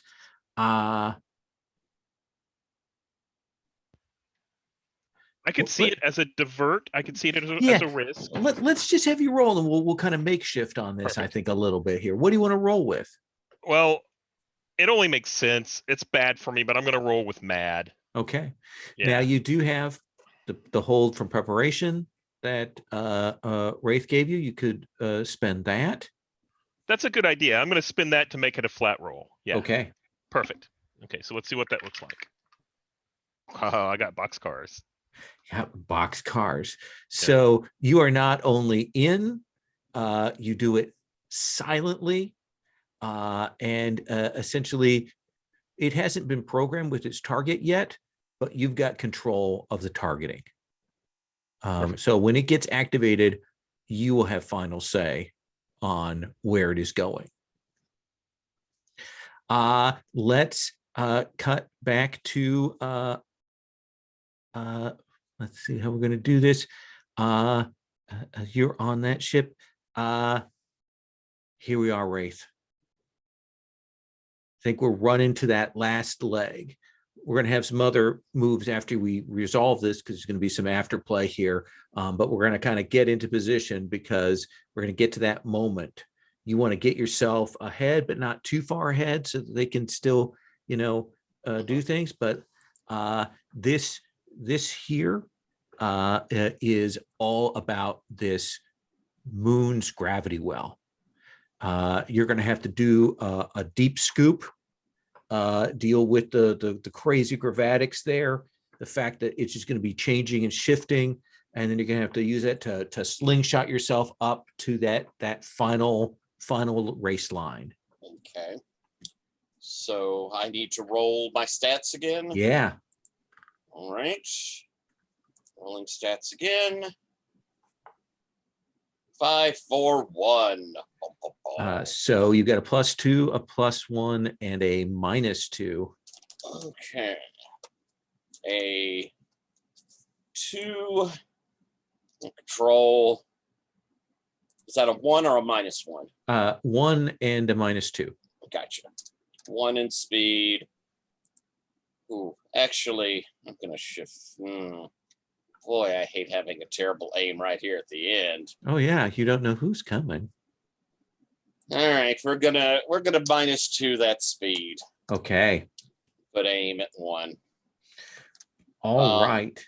Yeah. And so as we're heading into this, before we hit the big scoop, I'm going on comms. Boomheart, descry havoc. Do you read me? I read you. Look, Baba, we've got some people out here who are fixing to try and jump us. They've thrown a log down in the path. I'm not sure what it looks like, but they're going to try and get us. It's this Djark and his family. They got a nasty ass ship sitting out there in the black that's going to come on us. Me and you together. I've got other folks in position. We can take them down. Let's have you roll sway. Okay. Also, don't forget, when you mark your those maneuvers for the ship, you still mark one of your emotions. Oh, I mark one of mine as well. Yeah, yeah. I forgot Is to it- mention that. Is So it just any? you choose. Okay. And it doesn't do the corresponding decrease. Yeah, it will. It'll essentially what it is in addition to doing that, it's also recording an emotion dot for you, Gotcha. in however way Okay. you want to do that. All right. But it just well, doesn't use the value I gotcha.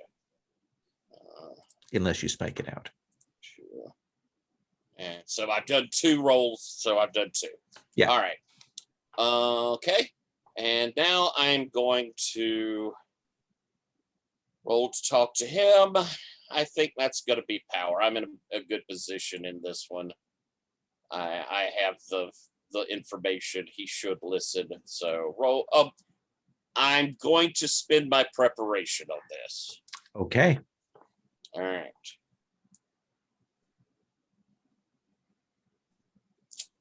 That's a 12. That is a 12. And I think you'll see him like that voice, that communications coming through his systems kind of breaks through the stim haze that he's on. And he says,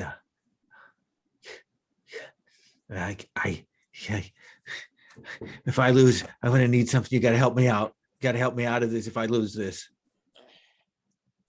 Buddy, if we can get through this, I could slide you some cred. No, I'm going to need help. You don't understand why I'm here. I'll do my best. Yeah, I'll give you Okay. help. Get your promise, and he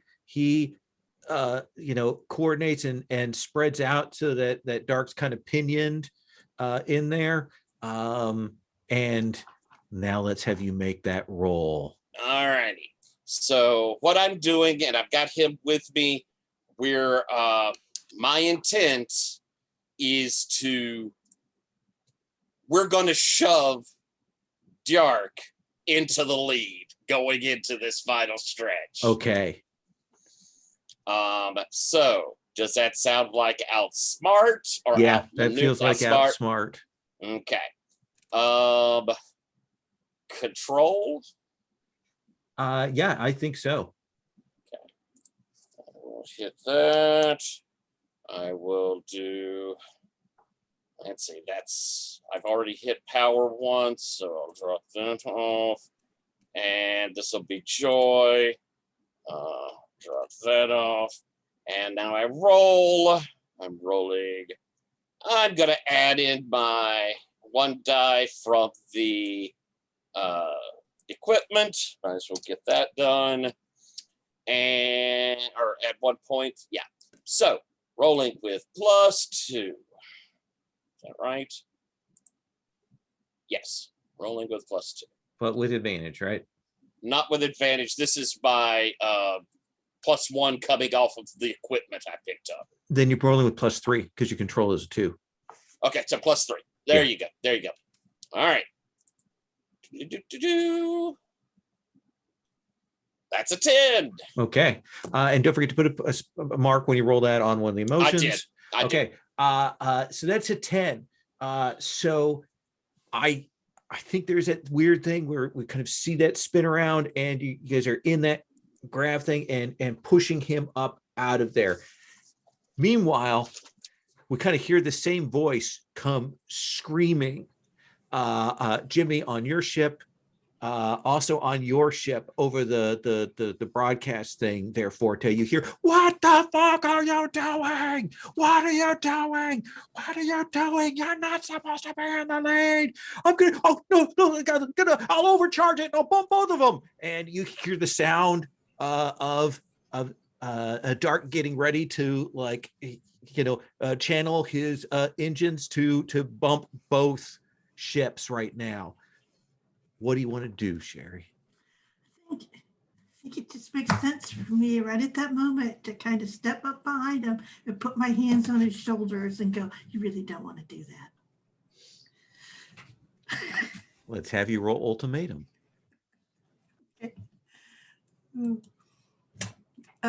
Let's see here. What would that be best with? Probably power. That does feel like a power move to me. And it's versus him, so I would add the +1. Yep. That's my hold. Okay, so I'm rolling 2d6 and I'm adding 2 to it.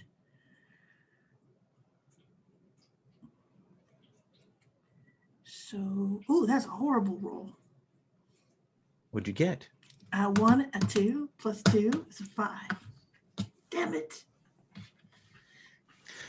Then I think there is that moment when you do that and you put this, when he slaps this button on his dash, and the back part of this electrifies. And you're going to take 2 harm. Okay. And he is getting ready. Where you're at, Wraith, you see that ship is like he was going straight, and now he's kind of jerking around, and things are not going great. And you hear Vic / Jimmy. You hear, "Who's on that ship with you? Do you have a girl on there?" Well, What do yes, you sir, he do, does. Jimmy? that he's powering up, like he's getting all the things up. He's clearly determined he's going to get somebody today. I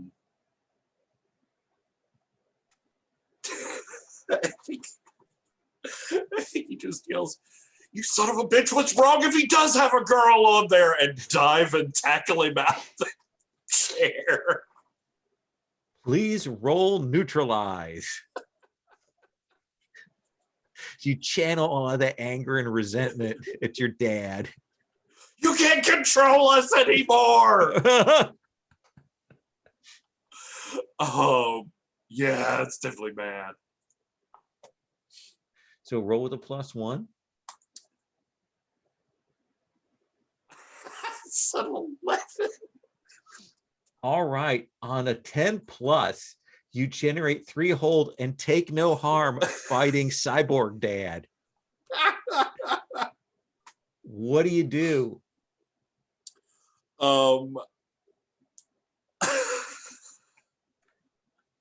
3 hold. Yeah. What would be the advantage?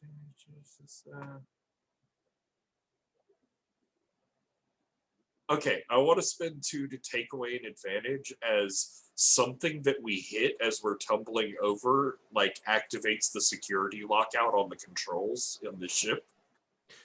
No. And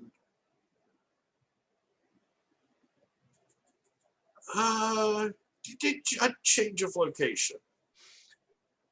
I think that it's the security lockout is when you go tumbling out of the cockpit and the door comes down and you go tumbling back down that extended hallway back towards where that spider drone is.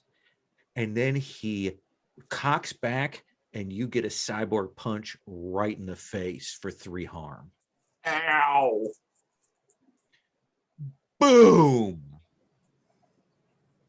But I thought he took no harm. You're right. Oh, yeah. Ah, damn it. 3 hold and take no harm. Then he So he punches a hole in the floor.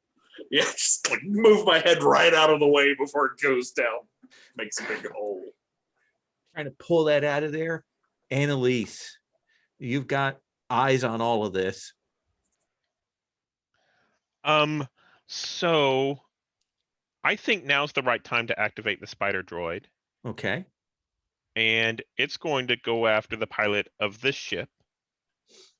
And I think during this kerfuffle, I think Annalise pops her head into the lobby and says, "Run."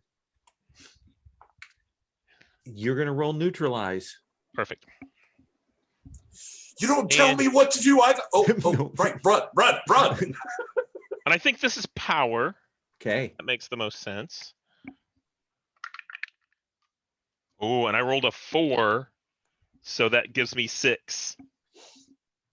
Do you have any hold or any prep left? I don't have any prep. I have wired synapses, which would let me act first, so I think that's it. Well, Vic could help. Do you want to try and help the bot? Oh yes, I definitely want to help the friendly spider bot take down this cyborg before he gets a real shot off at me. Then you need to roll. Take that one out. Yeah, you Yeah, get this is roll back with a to the- +1 and take another tick off. This is back to the manic side. We'll go with joy on this one. Just as yeah, he's struggling to get his hand out. Oh yeah, old man, I'll just put on a cyborg body. I'll be like a superhero. Yeah, you're great.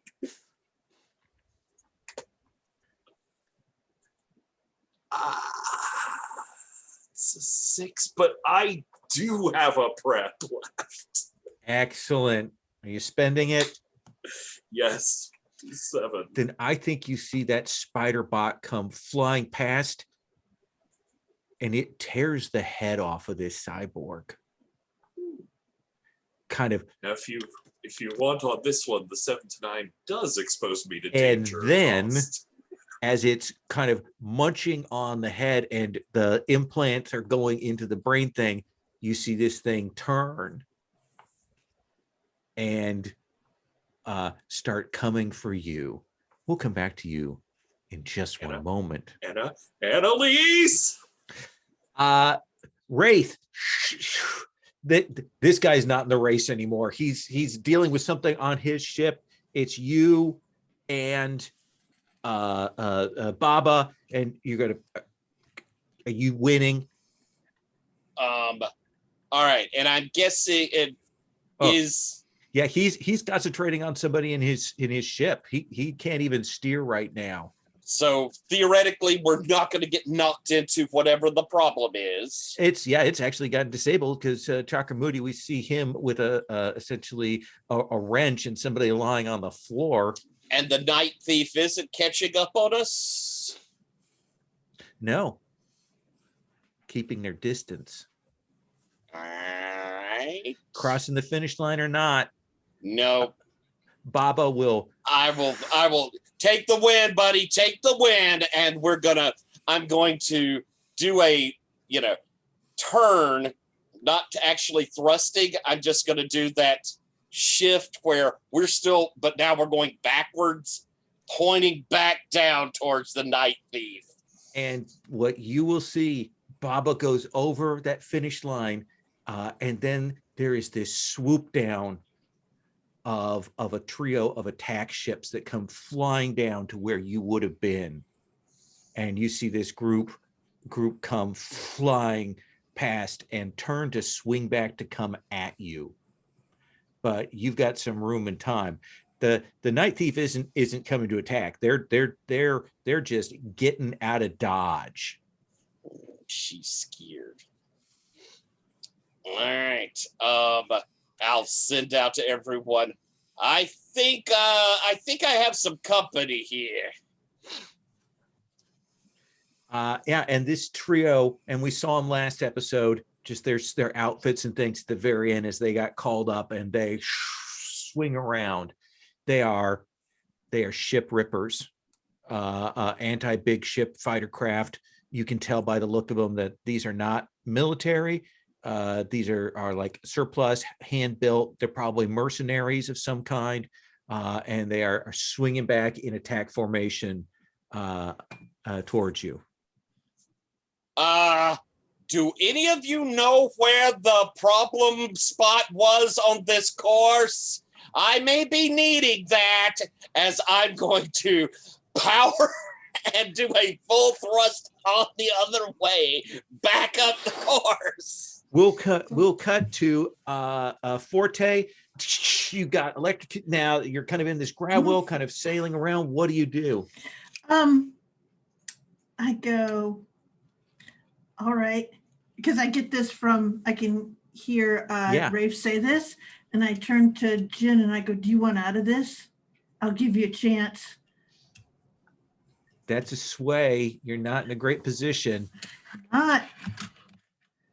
Okay, I can neutralize him and take his place. Okay. at You rather that do thing. that? I'm in a better place for that, aren't I? Yeah. All right. You think about talking to him? Then I'm like, and it's those ears. Yeah. Okay.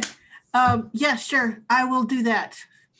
So that's probably power. That feels like power again. Keep pushing that. Just one of those things. Okay, so I'm going to roll 2d6. I'm going to add 1.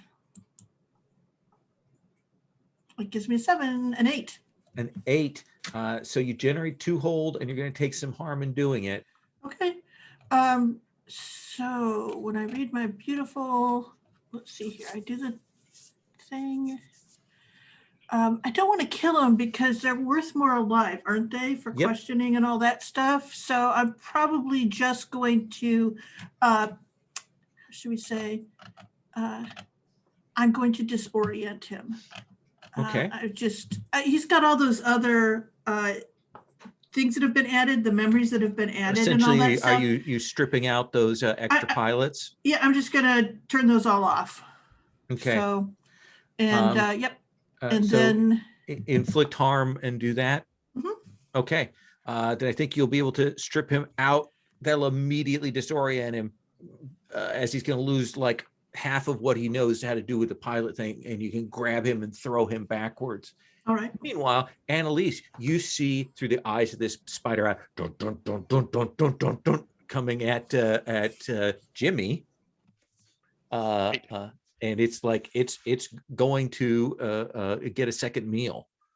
Right. I'm like super like freaked out. I'm like, Jimmy wasn't supposed to be here anymore, and everything's gone all to heck. I want to try to implant the idea in the spider bot that it might not have gotten the pilot behind the closed door, right? Ooh, interesting. That feels like divert. Yeah, I think it's a divert, and I'm going to do it with fear. Good call. Yeah. And I got a 9 plus 1 is 10.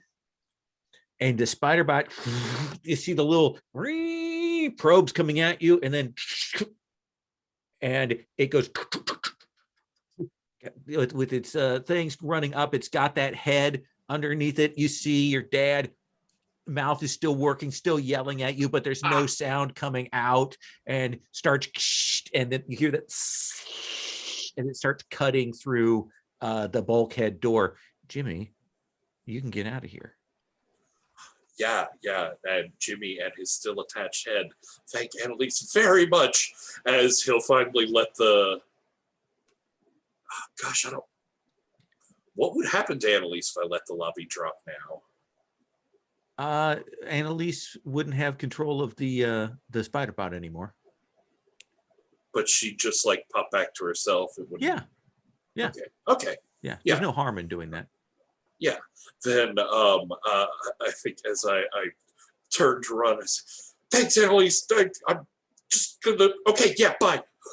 And the lobby like winks out as I turn and book it towards the airlock. So let's cut back. You've gotten this broadcast call.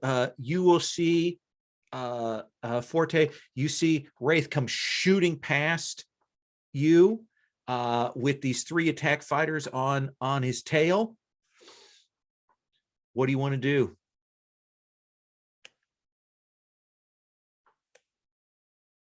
You're muted. Yes. I guess I would like to, how should we say, first identify where the spot is, essentially the. Oh yeah, I think thing they you were trying to know, hit. given the information Okay. that you got before, you can see it's this particular band of the broadcast things that are set up to essentially relay the all of the information and shots and visuals, all of that. Okay. So I will give Rafe what he needs, and then I'll see if I can tangle up the the mercenaries a little. So with that, I don't know what kind The of problem roll is that would thing be. is not going to go off unless Oh. somebody sets it off. What does it take to set it off? Well, the guy back on jukebox. Okay, I guess then instead of flying around like a crazy person, I'll call Chakramari back up and go, hey, we're going to need to flip that switch. But the race is over. I know. Now it's safe to do it.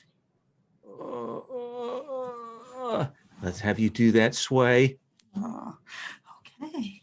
Is roll till you die. I know. That's how it feels. Okay, I will. I'm actually afraid right now because if we can't pull this together, Rafe could be in a lot of trouble. I mean, I don't. So I'll do that. Okay. So 2d6, I'm adding 1. It's a 9. Can you use we'll talk your payback. ties to people? Pardon? Can you use your ties to people, or is that just for pushing and pulling on them?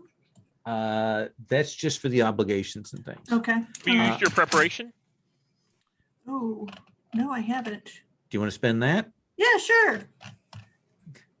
1 cred, like he's a mercenary to the end, even though this is kind of against him. 1 cred. It's forwarding it now, and I see Okay. it from Dred's account. Great, you get the thing. This is a control roll.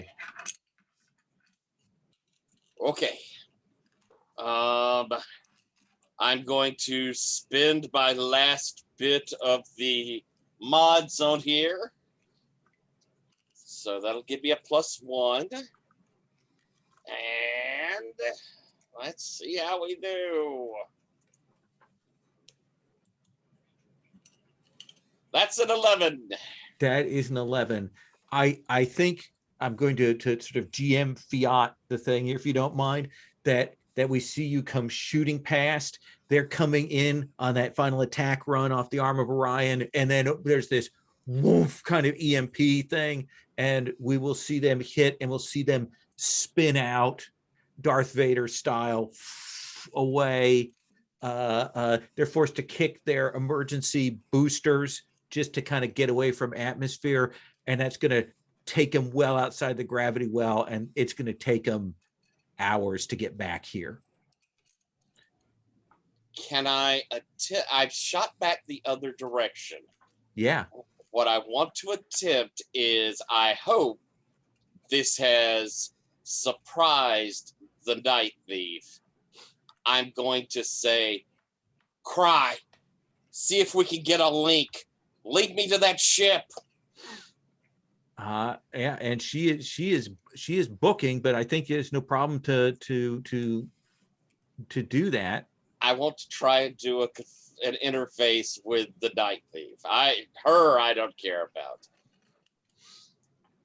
All right. Let's have you make that roll. Okay. All right. So I think I guess I'm rolling with power. Cause I can't figure a good way to make it joy. So I got nothing left to give. So here we go. Oh, that's when it turned on me. That's a 6. And I think you'll be shocked when you reach out to do that there's some kind of countermeasure there, like a psychic neural web there, some kind of basic protection. You haven't hit this before, and you'll bounce off that. So that keeps me from even getting the one hole. Yeah. That the hard gotcha. Yeah. But you see her just kind of jet off at a distance. You get to mark XP, and I think you like got the mark of that ship. Like, you got enough of a read to know, okay, I might be able to figure out who made that protection. Does that sound okay? Oh yeah, that's excellent. Oh, that's Okay. fantastic. And I think we cut back to champagne bottles, people cheering, people throwing down betting slips. I think we see the ships docking on there. Baba is cheering. You see some guys clearly from a syndicate operation are like nodding, like, okay, you did what we wanted you to do, kind of thing. And then I think we get that shot of maybe the four of you like shaken, kind of meeting, there by the Cry Havoc, because all the attention is back down with the betting place.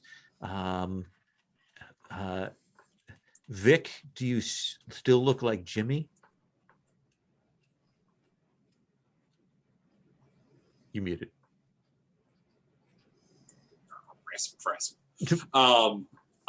No, I think she looks like Vic again, but she's still got all of Jimmy's like body posture and nervous mannerisms as she's still caught up in this emotional swirl. So that was wow. So is there like a spider bot secretly coming for us in the night or anything? Spider bot? Did you? What happened to the the other guy on the ship? Did you? And the ship? I mean, the millipede ship. Did you leave it?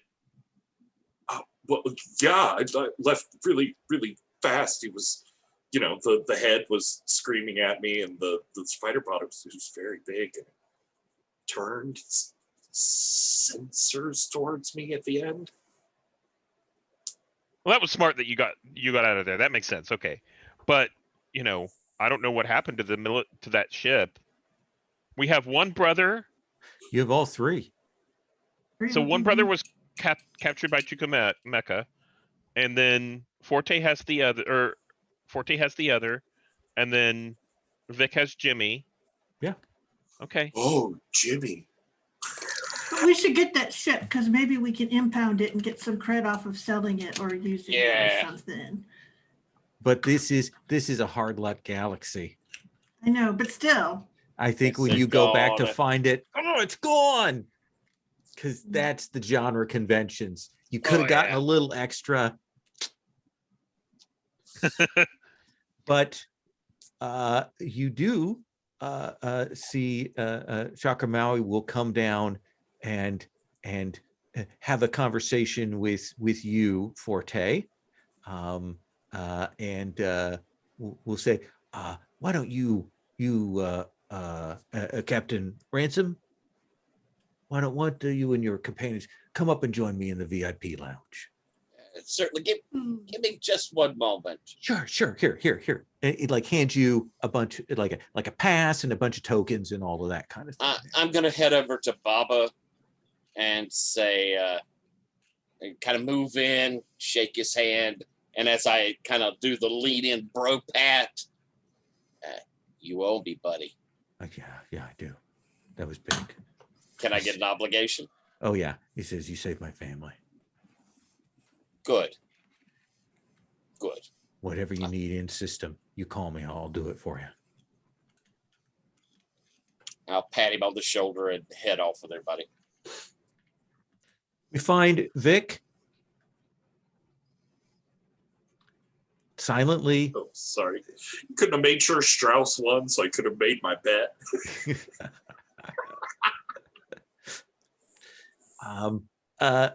Vic, Jimmy is picked up.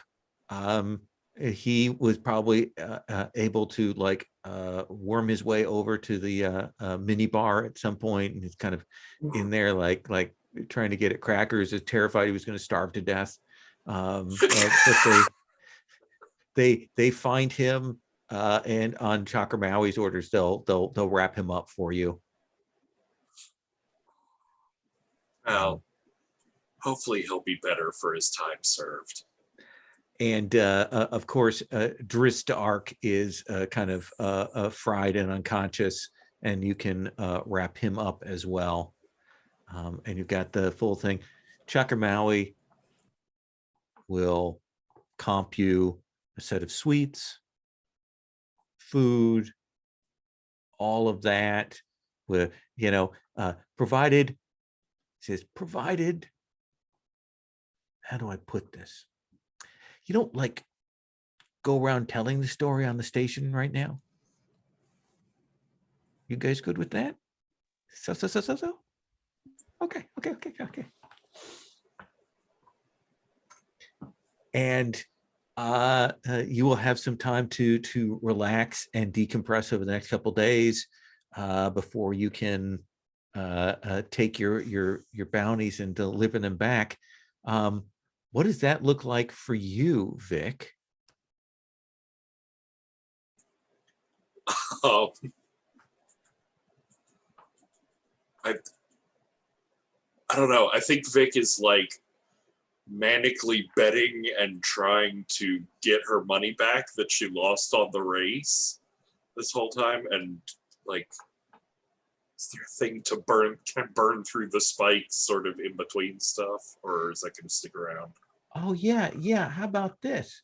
I will say that how much cred do you have? 2 left now. 2 left. I think you can clear, burn 1 cred, and you can clear 2 of those check marks.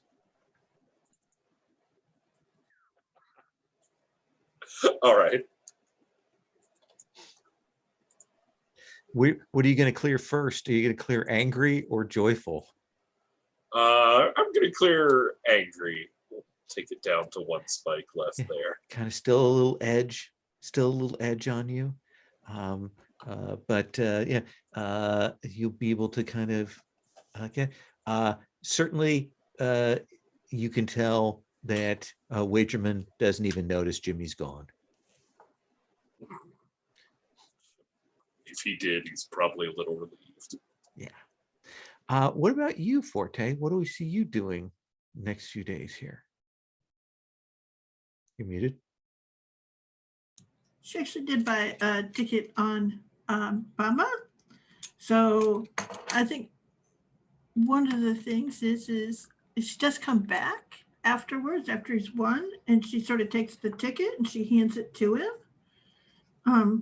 Because it's not a bad amount that he'll get. And she'll say, congrats, glad you made it through. Who are you people? In system, have to pay for the fuel. You know how it is. Oh, okay. He will eventually gratefully take that. We probably get that scene. Yeah, we saw him coming in like on with the regular flights with, you know, his just duffel bag over his shoulder. I think we see him cash that in for some extra little bit of cred, and then he gets his duffel bag and he goes back and boards a domestic in-system flight out somewhere else. Can I have one thing though? Is Yeah. Before he leaves, she stops. She goes, "Do you ever remember the water?" What water? Something about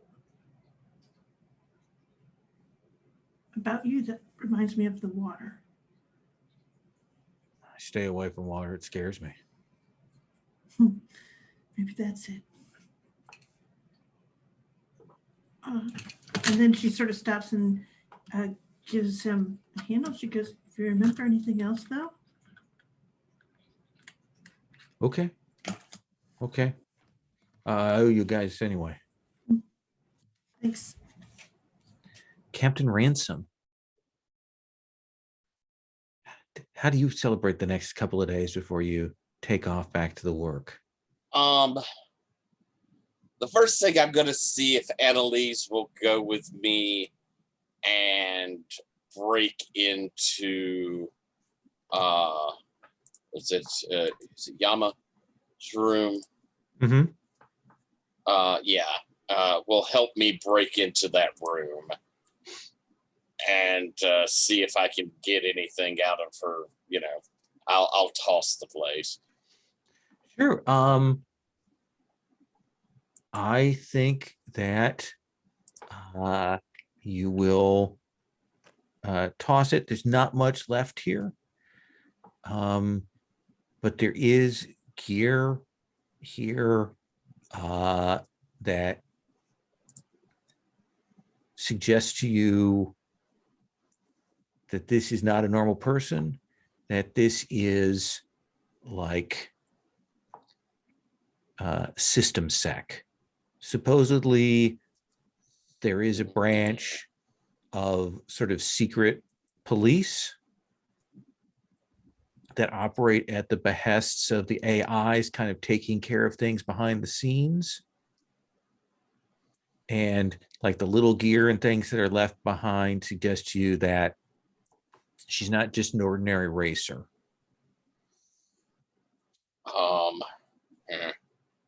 And I'll tell you, Annalise, why I'm coming and what I saw.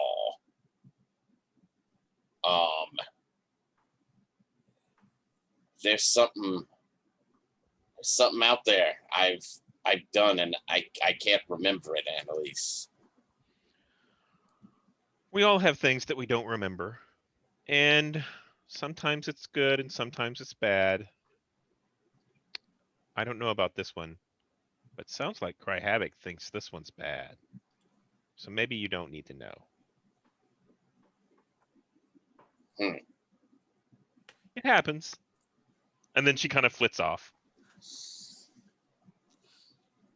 And when you're by yourself, what do we see you doing over these next couple of days, Annalise? I think there was kind of a trade for skills. I helped Rafe break in, and I think that I'm going to ask Rafe to help me. And I think what this looks like is whenever we're in that big VIP lounge, we have, you know, I make sure to catch the eyes of Dame Cicito, right? Yeah, And once again, still doesn't seem to recognize you. right. And I think I actually, you know, if she doesn't seem to recognize me, I think I actually, you know, do something very overt, like I howl, you know, like a hound, like a dog, get everyone's attention. They think that lady's crazy. And then I curl up on Rafe's lap like a little cat, just to offset Dame Cicito. There is that bit where she looks and there's a moment of recognition and then narrowing of her eyes. And she gestures to her people, and they were already getting ready to leave, but they leave more quickly at that point. I also have a stinger. Okay. Yeah, I think the stinger at the end is, you know, the credits roll and all that. Are we at that point? Is this kind of? I think we're at the point where we're going to do some the end of session questions. Oh, okay. And you know, wrap this session. Okay. I think the stinger. So I think the stinger is we see the credits roll and all that kind of stuff, and then, you know, the screen comes back on and we see the inky blackness of space. And we see that millipede ship, and the camera zooms in on the cockpit, and we see a little spider bot driving it. Okay. Oh yeah, I'm good with that. Tyler, anything you want to throw into the end here before we wrap this session?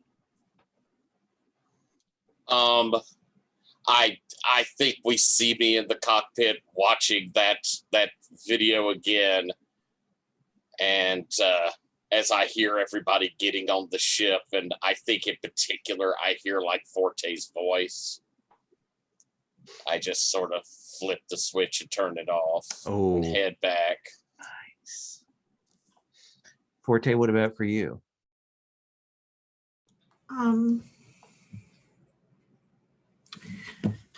I think one of the things that you see is she kind of does take that time to have a good time at the suite and everything like that. And she talks to Chakramari a few times, but she doesn't really pay much attention to him. And then one of the things is you see when he goes back to his rooms that he actually like changes. And when he does it, he puts on like this pair of ancient flip-flops. And it's like one of those things that's like been a recurring thing that's in some of her visions, Oh, if that makes any sense. It's like that's exact same flip-flops that yeah. everyone wears them kind of thing. Yeah, That flipping sound as he walks. hmm And then for you, Vicky, Victor, Victoria, Jimmy, James. It's all over the place. I think this is sort of the end of Vic's run at gambling here on the station, and she, as we know, has not done well, leaving poor, but looks a lot less antsy, agitated, looks a lot more like she's actually enjoyed the games here towards the end, even though she was losing ultimately. And she just sort of like, see her stand up from the table that she was at, take her jacket, which was slung over the back of her chair, and like throw it over herself, as see almost that like end of the White Rabbit sort of obsession on someone's face. And she goes strolling out of the casino, smiling contentedly to herself. But I think as she passes through the crowd, there's this like constant wave of people laughing, like this like outpouring of, not like derisive, but just like laughing at a good joke or happy laughter. That's this wave that like follows her through the crowd. Nice.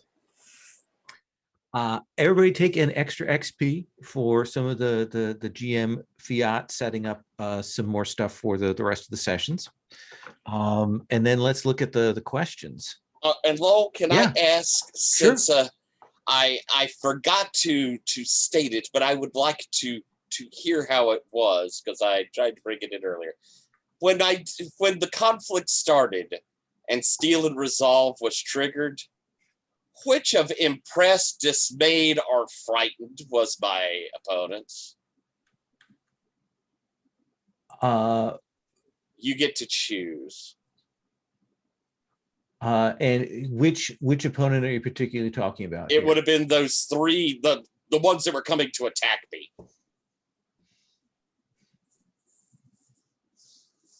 Think impress. Cool. Like the impressive. Oh yeah, that guy. Cool. Good. Well, Wraith, what do we hit any of your questions today? Let's see. Did I got to see my cool mods, but Yeah, no, I think you got to see all of that kind of stuff. I think that's worth an XP.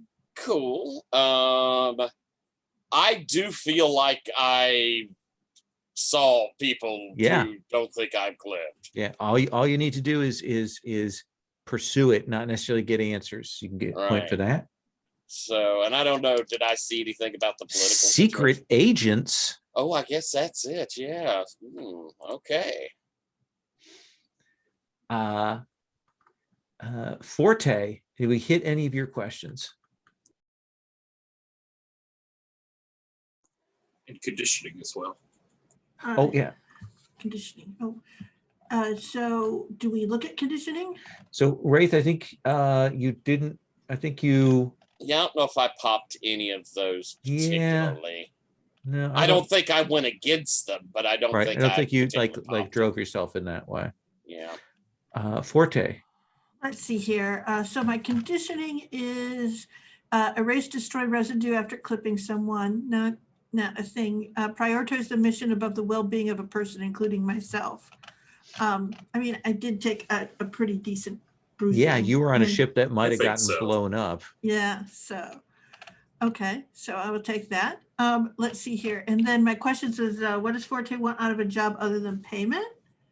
And I think you said she wanted to do something for someone. if that makes any sense. Hmm. So like she gave Baba the ticket. I mean, she could have used the money too, but Okay, yeah, so, I'll give you a point for that. okay. And is Forte running from or seeking the water? I think we can say definitely seeking. Okay. Doesn't mean she's good at it, but she's looking. And then what does Forte know about the veil that others don't seem to tap into? And I think one of the things is uh, that all the veils are communicating with each other. I mean, that's where they kind of pass each other, and you can get a lot of information out of that. Like she was able to track back to the station from the ships. Okay, yeah, system. all it needs to be is in kind of pursuit of that. So that Mhm. seems fair. Okay. Patrick, conditioning? Yes, definitely. Become what is needed. 110%. Gain insight into someone, especially while embodying them. Yeah. And your Um, questions? Questions: what binds these brothers together? Drives them to murder? Yes, that was a good reveal moment, and that was a neat twist on the story. What does it feel like when love is more important than survival? I think actually, like, Daddy Cyborg there is almost the embodiment of Yeah. survival being more important than love. Mm-hmm. He's that like antithesis to it. That was Yeah, I really think that's interesting. at least an answer to bounce off of. Yeah. And how much do people live / think outside of their imprints? Okay, so I sort of have a theory, and I think Vic sort of has a theory Mm-hmm. of, that was the first time of using Absorb, and there was this emotional impact of being in Jimmy's body, meeting his father, that sort of led to that. I think she suspects that Daddy Cyborg used emotional imprinting on the sons to keep them in line. Yeah. And that's so messed up and weird. That's just something I thought of during the course of this. And that's Very, very great Santini kind of thing. Yeah. yeah. But there was like something built into that body that responded to him emotionally. And that's unsettling. Oh yeah. Take the extra point for that. Annalise. I think- Conditioning, treat everything and everyone as transient, and I think I did that there at the end. Whenever I advised Rafe, just forget some of the stuff. Mm-hmm. Yeah. So I think you can get a point for your conditioning. And then my first question is, am I angry about the thieves stealing and selling memories? And I think that's a definite yes, because Yeah. they were doing it shipshot. They were doing a poor job of it, and I think I got in the way. I think I made sure that wasn't going to happen, at least by them anymore. Yeah. Perfect. How many others donated their memories to become me? I'm not sure we touched on the memories going back. All you have to do is act in pursuit of that question, and I think you did. Yeah, I think they're at the beginning with Yeah. James Sestito. Yeah. And then the last one is, once a person is clipped or killed, how do they get reborn in pieces and new personalities? And I don't think we touched on that really. Not necessarily, but definitely the first two. Yeah. Are you guys up for just a quick stars and wishes before we Sure. wrap? Okay. Then let's do that order I just did. Tyler, stars and then wishes for what comes. Wow. Really fantastic, super exciting. I had wanted spacey bits, and holy crap, there was all kinds of awesome spacey bits. I enjoyed the sheep. I thought that was really interesting. It's a different sort of mechanic, and I thought it was fun. I look forward to setting up some improvements, and I need to remember to mark an XP for Cry Havoc, because she got one. I think it's I think that's a really neat addition to the game. Everybody was super fantastically cool. Really contributing, jumping in heroic-y things. And like last time, I'm going first, so I'm not going to steal everybody's stars. I will just star one person in particular, Patrick, I thought what you did was really solid. All of the emotions, all of the dealing with it, it was really very interesting. I liked how you played the bleed of the spiking. Just great decisions all around. I thought it was really fantastic. Thank you. As for wishes, I look forward to going back to Frau and getting paid so that we can buy some things. I would like to buy some things. Okay, yeah. I think that will be fun, and I am eager to find out what our next job will be. Excellent. Excellent. Sherry. Oh, let's see here. I really liked getting to see a lot of people's moves and a lot of people like I'm starting to wrap my head around the questions a little bit more. Everyone else seems to be working with their questions and they're conditioning things a lot more, and it really does drive an interesting story. Tyler is right. Patrick, you were spot on playing Jimmy, son of Cyborg. And that was really awesome. And Lowell, you made him awful. So thank you. That was excellent. I enjoyed Annalise's up in her head stuff, which was really good because I think Forte was doing a bit of that herself, but maybe a little bit more with other people. So that was interesting to see, and it was neat to see Rafe like kind of in his glory. That was super fun. I mean, Rafe and Cry Havoc. So yeah. And so I have a thing of, there's a thing where I've clipped some people, I haven't clipped other people. And I kind of am wondering if one of the things that, because she gets rid of the residue, if sometimes she forgets who she's clipped too.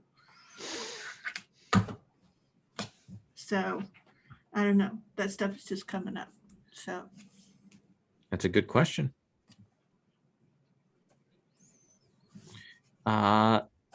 Patrick. This was awesome. This is so much fun. I loved between Lowell and Tyler. I loved the setup for the race and the like story beats of when we come into the obstacles. And Tyler, I loved just all of the dedicated like racing work to get through it. And I don't know, the shell was neat. The rolling new stats every time was, I'm still up in the air, but there was a really neat moment where you had to put that -2 somewhere, and as you were throwing on the brakes to like get involved with the trap, that's when you put that -2 on speed. It sort of it made an interesting little play out moment.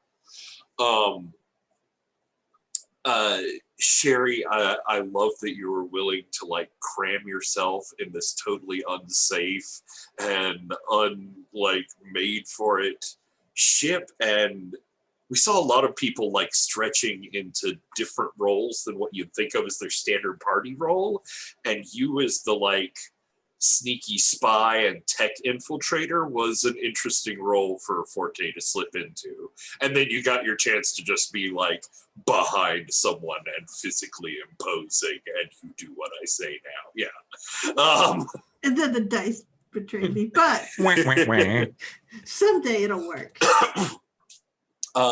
And Stephen, I like Annalise's whole journey was neat, and I love not just the flashback and seeing more of the backstory there and how it's obviously eating at Annalise's mind, but like how that humanity harm was so disorienting and impactful for her that even when she came back to herself, her first response was to like jump out, leave the body behind, stop thinking about all that, send my mind wandering through in this like neatly transhumanist way through the radio signals. I'll be a spider bot, I'll be a ship, I'll be anything but thinking about myself. And that just made a great, like all the way through the session arc for you. Wishes, a combined star and wish of like, I'm really happy with where the empath stuff went. It gave me a brand new way to just live inside the chaos, and it was great. Looking forward to expanding that. And I want to, like, this is especially to myself, Mhm. I want to get into trying to push at some memories and backstory for Vic. So I want to make sure Interesting. I remember to angle towards those things. Yeah, we've gotten some hints from a couple people, but yeah, we haven't really looked at yours yet. Mhm. She's very much a creature of the present, of the moment in a lot of ways. And so I want to try and break that habit, push back into the painful places. Yeah, back when you were a historian.